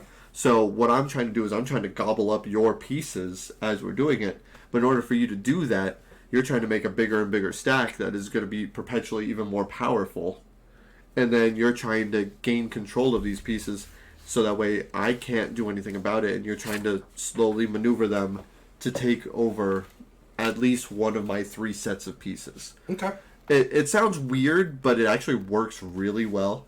I am a big fan of the Gips series, and this is one of the best. Cool. You will see why I say one of the best later. I think I know which one's higher on your list. I just can't remember the name of it. I don't remember. There's three in contention, to be honest, but I don't know if we're gonna see another one. Okay, so that was 68. 68. So let's move on to 67. 67. Off to you. All right, so I was just going through my list while you were explaining that. This is the Phil Walker Harding part of the list. This is just a bunch of groupings in here. Okay. This is the last one for today. This dropped 30 spots. I still think it's a great game, but it's not my favorite. And the fact that we both really enjoyed it when we did our Phil Walker Harding day. Yep. And I don't like this at 2 players. I still think it's a better game with more players. Better game with... Oh, Gizmos. Gizmos. Yeah. Because you almost hated it when we first played it. You were very much against this game. The reason being is because there's not enough cycling in a 2-player game. Yeah. By the time, if you play it at 4 players, which I think is a really good, because it plays pretty quickly, just because you're building engines and you're just trying to be smart about how you do it. Whereas in the 2-player game, your turn immediately happens, which I usually tend to like. Yeah. But the fact that when I needed something to trigger my engine, you kept taking the blue marbles, my engine can't fire, and at this point I'm just stockpiling stuff, and it's not going to help me. Mm-hmm. So it just, with a 3-player game, if I need blue marbles, there's a better chance of it's going to cycle, because it's not like Potion Explosion where there's like 4 different troughs. Sure. There's one trough. And so you have to wait for a specific one if you want to fire your engine that you built up really well, and then it's not happening because it just keeps it's not cycling. Other than that, this is a phenomenal game. Like I said, I highly recommend it over 2 players. 3 to 4 is really good. I like it at 4 just because the cycling, more cards are coming out. This way you can get more cards into your bank as well. That's another thing that didn't cycle a lot was the card deck. Yeah. And so it's still a great game. Even though I could not stand it at 2 players, I played it again 2 players. It wasn't as bad as last time. But in all honesty, I would choose mainly to play it with 3 or more. Because I think it only holds up to 4, right? Something like that. I can't see it. There's no numbers written on mine. But yeah, so it's a phenomenal game. I really do enjoy this one a lot. This will be the last Phil Walker Harding game on this part of the list. Okay. Sounds good. This is number 78? Number 67. 67. I was backwards, sorry. 67. Mine jumped up from 88. That's why I was confused. This is an auction game, kind of. I mean, it is. It's a dual layer auction game. You first bid on stuff that you're going to use to bid on stuff. This is for sale. Oh, this is for. I was going to say this is for sale. This is for sale. 88 was my original one. 67 is my new list. This might for sale is just awesome. I mean, I'm surprised this wasn't on my list. It might not because I haven't logged a play of it. Yeah, you have not played it any time recently. But the first round, you all have coins. You all have coins that you're going to be bidding on building cards. I don't think it would have been the top 100, but it would have been close. Yeah. I love this game a lot. Yeah, exactly. It works so well. You're bidding on these cards, and whoever is the cards are anywhere from, I think, 1 to 30. And as we're bidding, once the bidding, once you have to pass and you're out of the bidding, because you have to bid at least like any amount that you bid, you're going to lose half of it rounded down. Yeah. So no matter what, you're buying something and you're spending your coins to do it. Mm-hmm. So if you just straight up pass, and take that, yes, you pay half as much rounded down, but you take the lowest valued of the buildings. Mm-hmm. So there's one per player that is dealt out. You do that until everyone's got it, and one person remains. They pay their entire amount, and then they take the highest valued card. Yep. You continue doing that until all the cards are auctioned off, and then check cards come out, same number per player, and then everyone reveals their number card that they choose for it, and whoever bids the highest number then takes the highest valued check of their choice and continues doing. Sometimes the houses might flip for $0, mm-hmm. and that you spend money. And of course, each one of those coins is worth money at the end of the game too, because you're trying to flip the houses and gain profit from it. Brilliantly simple. That's the whole game. Mm-hmm. And it plays in 15, 20 minutes, maybe. Yeah, it's that. It works really well. It's brilliant. It's a smart system. You were talking about that 2-stage thing, how it doesn't always work. This works both phenomenal, ways. Yeah. And the thing about the 2-stage thing, though, it's the same game. Whereas, what I was talking about, Skate Summer, when it says 2 stages, it's distinctly 2 different mechanisms. Yes. This one it's still auctioning no matter what. It's just that you're selling the house, but you're auctioning it at a different price or something like that. You're trying to buy the houses and flip them for the best profit. Yeah. So it's still bidding the whole way through, and it's a phenomenal bidding game. In fact, it won our auction bidding top 8 debate because that's how good it is, and it's the quickest game on that list. Right. Yeah, it's that good. That's my number 67. All right, moving on to 66. 66. To you. All right, so my number 66 is new to my list, and I think that was entirely an accident because I've had this game forever. In fact, we've even talked about it today. It is a Sid Saxon game. Can't Stop? Nope.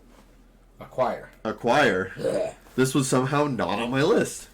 And I looked through all of my 280. Oh, shut up. I like Acquire a lot. Because it's smart how it works. You're buying and selling stock on the tiles. You have a set of tiles that are a part of a grid. You might have I-9 and D5 and all these different parts that are on the grid. And you're it's basically like insider trading. By knowing this information, you choose which tile gets played and where the building or where that building comes in. But they're not really buildings per se, they're kind of theoretical ideas of the stock because once there is a connection made between 2 of these grouping of tiles that cause them to be suddenly one group, a merger happens, and then whoever has the most of that stock immediately gets benefits based on how much they had. So it's whoever is the bigger of the 2 in the merger, whoever has the most of the bigger of the 2 gets that. Yes. Yeah, exactly. And then anybody who had stock in the previous one, they're allowed to sell out, and either trade it in I think at a 4-to-1 rate or a 2-to-1 rate, depending on how big it is. It's been a while. Or you could just straight up sell how much it was worth at the time before the merger, but oftentimes that might even be worth your benefit because to wait even longer, unless you need cash right then and there in order to buy more stocks of something different. Yeah. Because the bigger these companies or building areas get, the more value it's going to have. So it's a cool little balance of trying to figure out when that's going to happen, when to make the right amount of bids, when to buy the stocks when they're nice and low, and then push it so that way it doesn't get gobbled up by the other mergers, or try to push it so it becomes this conglomerate thing and you have a massive stake in it. it's cool. Like I said, it's so abstracted. I think that's one of the arguments that you reasonably have against it is that, yeah, you're laying down tiles, right? You don't connect.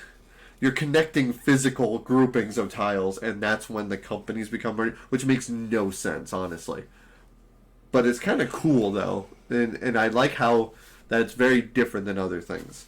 Like I said, Foundations of Rome, for all you newbie players out there, give the old school Acquire a chance, and you'll see a lot of the inspiration from it. Don't listen to this guy. I didn't say anything. Uh-huh. I didn't say anything, so my number... For those of you who are listening to the audio podcast, he was shaking his head. I didn't say it. I am annotating why. All right, so my number 66 was my 52 last year. It's dropped a little bit, and again, it's because of lack of play. I want to get to this table again. In fact, I tried to get it to the table again. And to my other game group, I've been taking it every week 1 over, to try to get it played. It just hasn't because we're trying new stuff. We're playing old favorites and stuff like that. But this is... probably, and I think it's true, my favorite Fallout board game. Oh, the little lunchbox. Huh? Yeah, Fallout Shelter, the board game. It's a nice little simple worker placement game where you're just trying to get enough resources and making your colonists, I guess, vault dwellers, happy by scoring the most happiness at the end of the game. So I do like this game. I think it's a great worker placement. I love the components quality of this one. My only issue is the tin, because I'm not a big fan of tins, because it's just hard to put it on shelves. In fact, I have it probably sitting over there. This way nothing's like smashing it. No. But I like the fact because it looks like an old school lunchbox. And if not there, it's over there somewhere. Yeah, I don't see it. But yeah, I really, really enjoy that game a lot. I think it's phenomenal. I love the little components where the little vault boys, and you can strengthen them to do certain things. It's in here somewhere. It's actually right there. It's on the table over here because I had to take it out of my bag and I didn't want to get it smashed. No. So if you notice, my bag is getting a bit smashed over there. Yep. A little beaten up. So I was like, no, but yeah, I really do enjoy this game. It's a great, small, fun worker placement game. It can play, depending on the player count, it can play pretty quickly. If you're playing a full contingency, it's going to play like a normal worker placement game about an hour. Yeah. So that's fair. It is good, though. I do enjoy it. It's a bit lucky because you're also beholden to dice rolls, but hey, for a worker placement by Fantasy Flight, this is actually really good. There you go. All right, and now off to number 65. Here we go. To me. All right, so my number 65 is new to the list. It's not a new-ish game, but I only played it for the first time last year, and I remember it was like in the summer. And then I was like, I see what you guys are saying. This is a phenomenal, phenomenal game. To the point where I just recently picked up the expansion for it. However... You say you guys. Was I included in this? Yes. However, I really, really hate the box that it comes in. It's a new game that looks old, for one thing. And two, it is in the stupidest small box ever. You still don't have an idea, huh? Mm-mm. I mean, not based on... we've played a lot of games that are in stupid boxes. This company is notorious for it. That isn't Shem Phillips' company. Like, the box is just overly small? Oh, Red Cathedral? Yes. Yes, okay. To the point where I was trying to see if I can put the expansion in with no, there was like the box wasn't even sitting at that point. Yeah. So I have all the components and the cards in one box and all the boards, because you got some new boards and the expansion in one box. It's just like, give us a normal size box with this game. This has enough components for a normal size box. This is ridiculous. Yeah. It's a great game though. It's a nice little dice rondelle in a sense. You can move. Or you can take all the dice from a certain area, if I remember correctly. No, yeah, you move a die based on its pip value. Yeah. The one it lands in, one of 3 dice, you take that action that many times based on the Yeah, that's what it is. But I love that aspect because you're just sitting there like, don't move that. Don't move. He moved that die. All right, now what am I going to do here? Yeah. But when you take that action, all those dice that got used have to be re-rolled. Yes. And so I think it's really great. Fresh. Yeah, it's so good. And you're all trying to build the cathedral. And what I like about it with the scoring is that if you get in on that part of the cathedral, you're going to score on it. Or if you take like a majority, you're going to get more points in that cathedral. So there's a little area control based on it. It's like, oh, you've built all that up, so let me jump over here to see if I can get second place on that. Oh, someone's already jumping in here too. You know what? Let me put my little embellishment on here so I can get more points and get second place and still get points. I really enjoyed that. I love the rondel. I love the also really. Sorry, not to interrupt. No. I really like that part where if I build a higher up section than the people below, you get penalized. Penalized, yeah, that's another one. It's like, hey, you know what? I'm going to build the roof now. Yeah. Screw all you guys down there. Yep. Because we all get in trouble because we haven't finished our job. Yep. And so you're trying to. You guys hated that when I just kept going. Like, man, that only takes like 2 resources. Hey, I'll jump up there. I didn't hate it because you didn't mess with me. I was minding my own business. I was taking over one whole section by myself. Yeah. And I'm like, no, you guys can fight over there and knock yourself out. You, Bryce, and Dom were all just messing with that one section. You screwed them over by building the top. It was like boom, boom, boom, penalized. And I'm just sitting there like, hey, suckers. Yep. I'm going to put the resources on I was halfway through it. They're like, I see what you're doing. I'm like, and then try and stop me. They couldn't do it fast enough. But I like the fact that you can only have so many resources depending on how many flags that you have off the board, because that stuff helps you get the resources, or that's your storage, and you can only hold so much.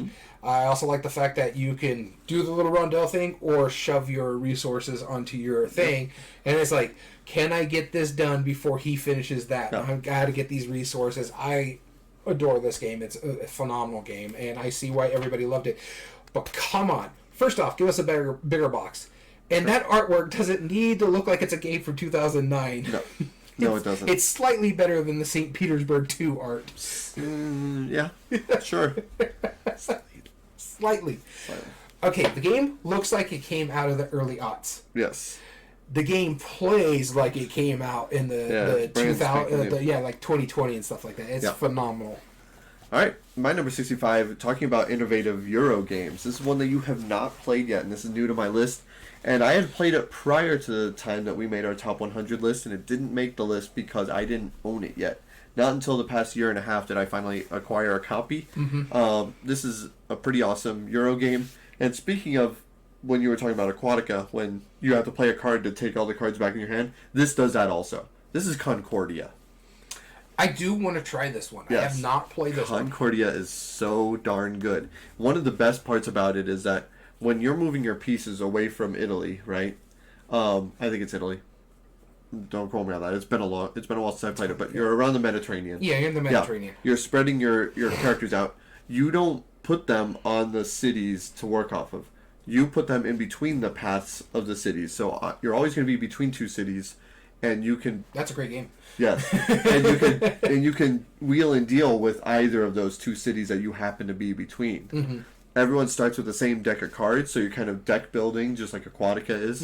Aquatica probably does it a little smoother, but the way this game works better is awesome. I do believe, and it's been again a little while, you have a limited number of space that you can clear up, like in Red Cathedral, where the more space you clear out, the more space you have to build your resources. So it just does like all of those really cool Euro mechanisms. It stands true this whole time. It's still good. I like it a lot. Concordia is my number 65. Nice. Moving on to our 64. 64. Starting with you? Or no, me. That's you.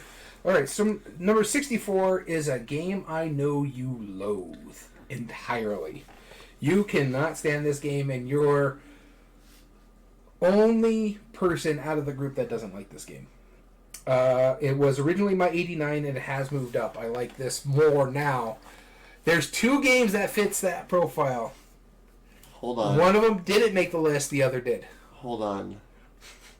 Is this Architects? Architects of the West Kingdom. Yep. I love this game. Don't mind him. This is a phenomenal game. What I like about it, what it does well for the worker placement is that, or different, is that it gives you all your workers in the beginning.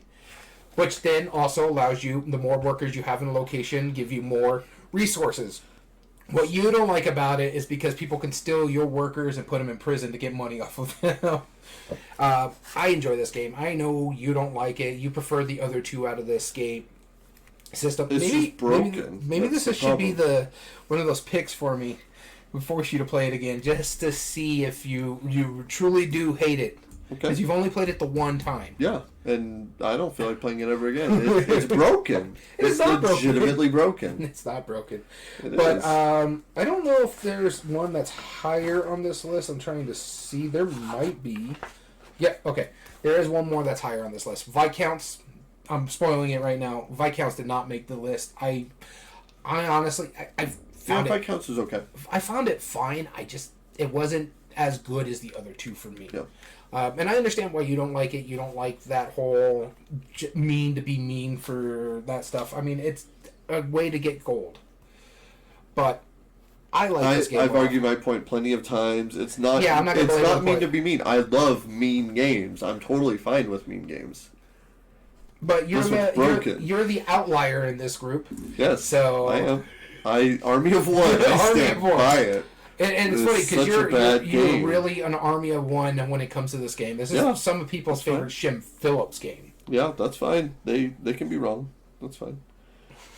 My number 64 is another game you have not played yet. Speaking of Italy, this has an Italy map on this as well. This used to be number 39, and the only reason it dropped, 25 spaces is just because I have not played it in a long time. Last time I played it was probably around when I moved back from Albuquerque. Wow, I don't know what this one is. This is called Condottiere. Oh, I remember you talking about this at one point. I've told you about it. Yeah. The way it works is that you are you're kind of like bidding in you know, like how El Grande moves around and you have like the area control. This does a similar thing. It doesn't have like a tower or anything. But what it does do is you have cards that you're going to kind of bid. So I might play like a 4, and you might play like a 6. And then I have to beat your 6, so I can't just play a 1. So I might have to bid like another 6, so I'll have 10. And there are cards that go upwards to 10.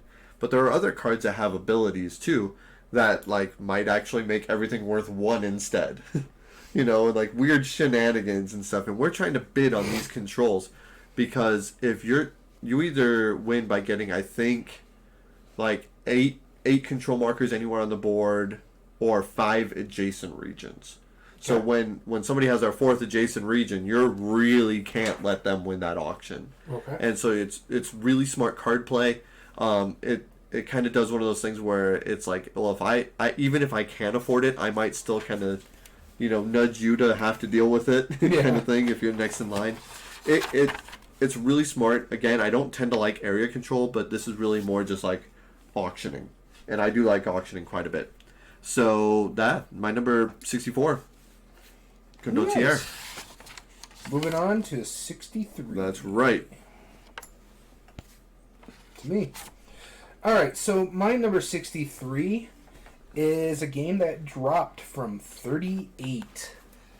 This is probably one of my favorite war-ish style games where you're competing with other players in combat, in a sense. Any guess? Combat, okay. That limits it down. Risk. No. Risk is not going to be on my list. I know.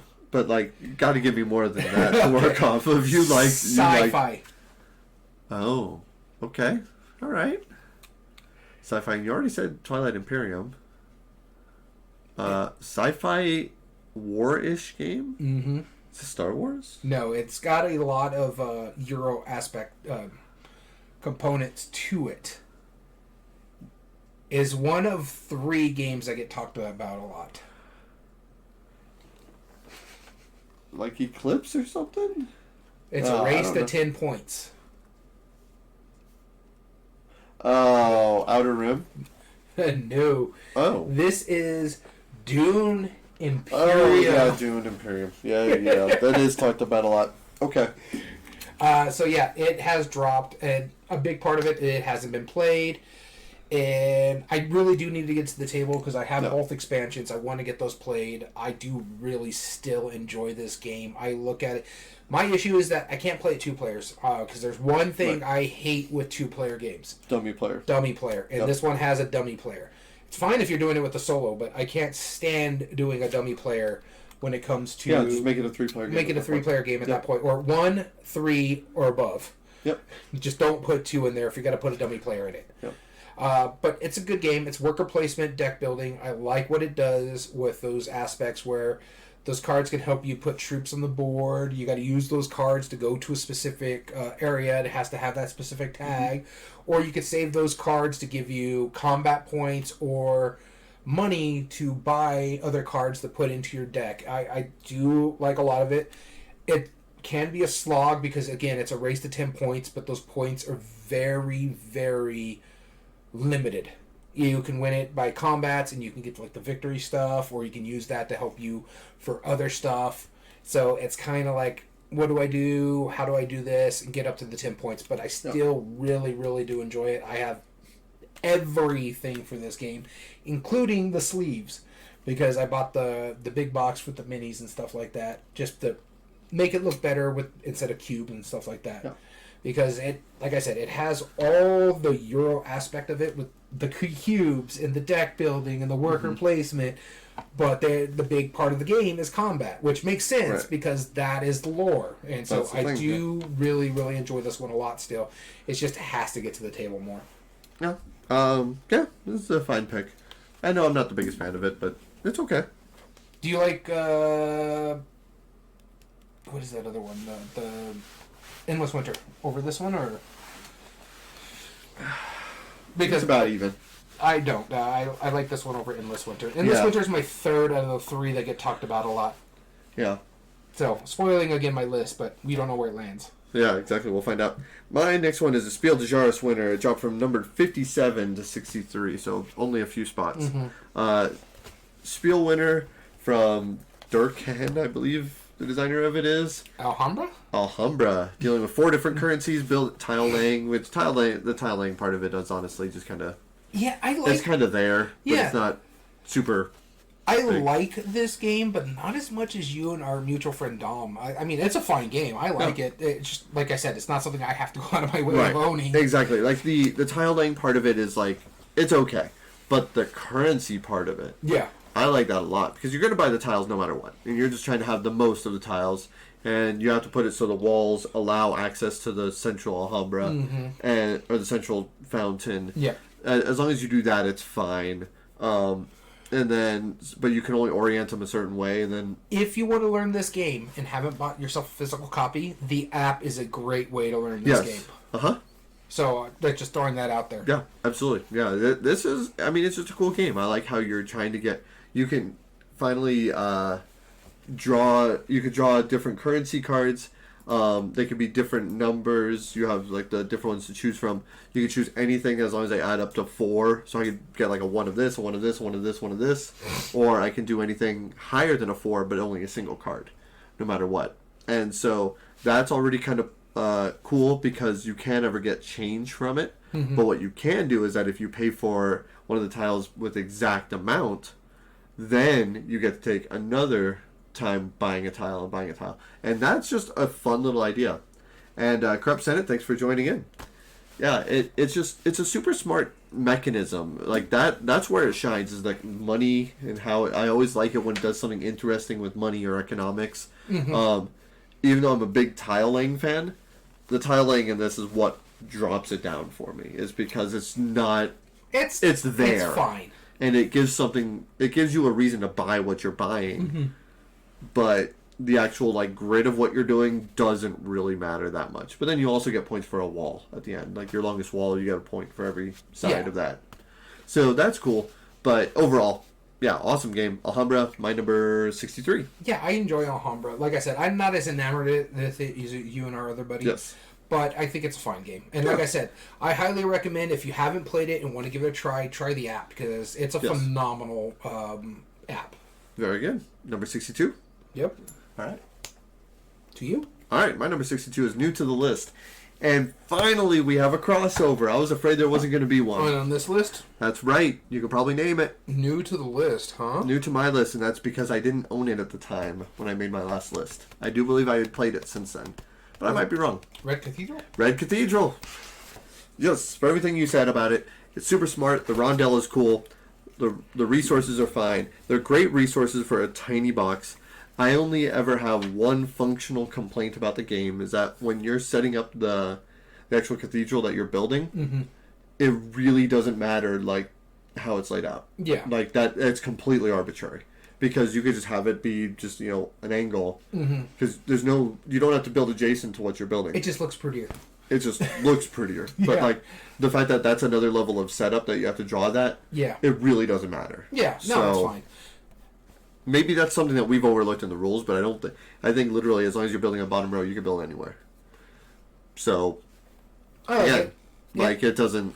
That's just my only complaint is like... And I remember the very first time I saw that, I was like, why are we doing this? They're like, oh, well, we're laying it out. I'm like, but all these have the exact same number of cards. Yeah. It's like, well, but you want to do that because different levels are worth more. I was like, but they're not. And honestly, it's just for looks. It's just for looks. That's all it is. But that only complaint aside, that in a really tiny box. Those two minor complaints aside, the rest of the game is fantastic. So I can only see this going up potentially. Yeah. The more times I play it, it's just that no one in my family would want to play it. Honestly, I know our mutual friend Dom has already said it's going to be one of his picks because he wants to get it with the expansion. So I'm like, that works for me. Yep. Absolutely. So Red Cathedral, that's my number 62. Yep. 62. Our penultimate. By the way, welcome, Corrupt Senate. Good to see you again. So my 62, and this is one that intriguing to me. It's moved up from 241 to 62. Wow. And I have not played it since the last time we ranked it. It's just something that lives in my brain, apparently. Apparently. Okay. And that is Teotihuacan, City of Gods. Wow. Okay. Yeah. And you haven't played it since I haven't played the last time we played it. But I don't know why. It's just like when it was going up against things, I was like, yeah, no, I want to bust this out. And I think that's part of the thing is like I want to get to the table again. And so that's what I was just thinking when I was ranking everything. Is like I want to get this to the table again. I really liked how this works. Yeah. I have to remember the rules again because there's a lot of moving parts of this game. But it's so good. It's not the prettiest of games. The pyramid in the middle is great with like the mahjong style of what are they, the domino type pieces, and then you can get like the little cardboard embellishment on it. Yep.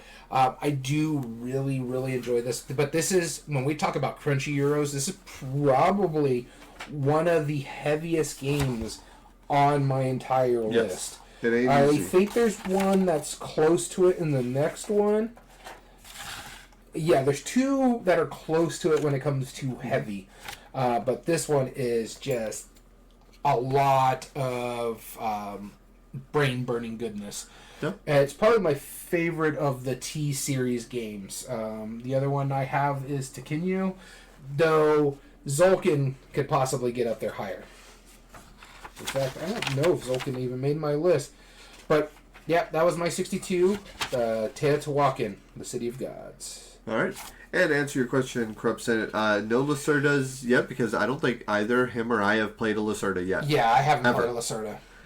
Which I know we need to. There's plenty that I want to. It's one of those things, but I also don't want to spend the money of a game that I'm not sure I'm not going to like. Yeah. That's why, if I can catch a decent Lacerda on a sale, like, say, Game Nerds Deal of the Day or a Game Nerds Nerds Day, then, I'd probably pick it up. But right now, I'm just kind of iffy because it's very rare, like, heavy Euros get to our table. Because I have two game groups, one of them with him, and all of us are trying to get as many games as you can get to the table on your night. And then the other game group, that Arc Nova is pushing it with them. Yeah. I don't know if I'd bring Teotihuacan with them. No, I wouldn't. And then we'll talk trades after. We might be able to pull that off. All right, number 61. The last one of today's list. I'll be starting us off. So I said that there's a chance that there might be another gift series game. Well, my number 61 is a gift series. And so that means that there is a total of 3, 2 of which are in this factor. But this one is called Devon. This is the one I thought was... This is one of them. And this is one that I talk about because every GIP series has like similar style components. They have like a hexagonal-ish board. And they use like these discs that are stackable. And they're really nice pieces for what they are, you know.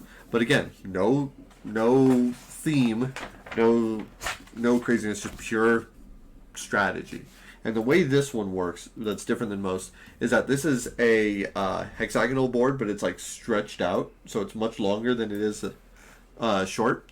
And any stack that you control, you can move a number of spaces away equal to its height.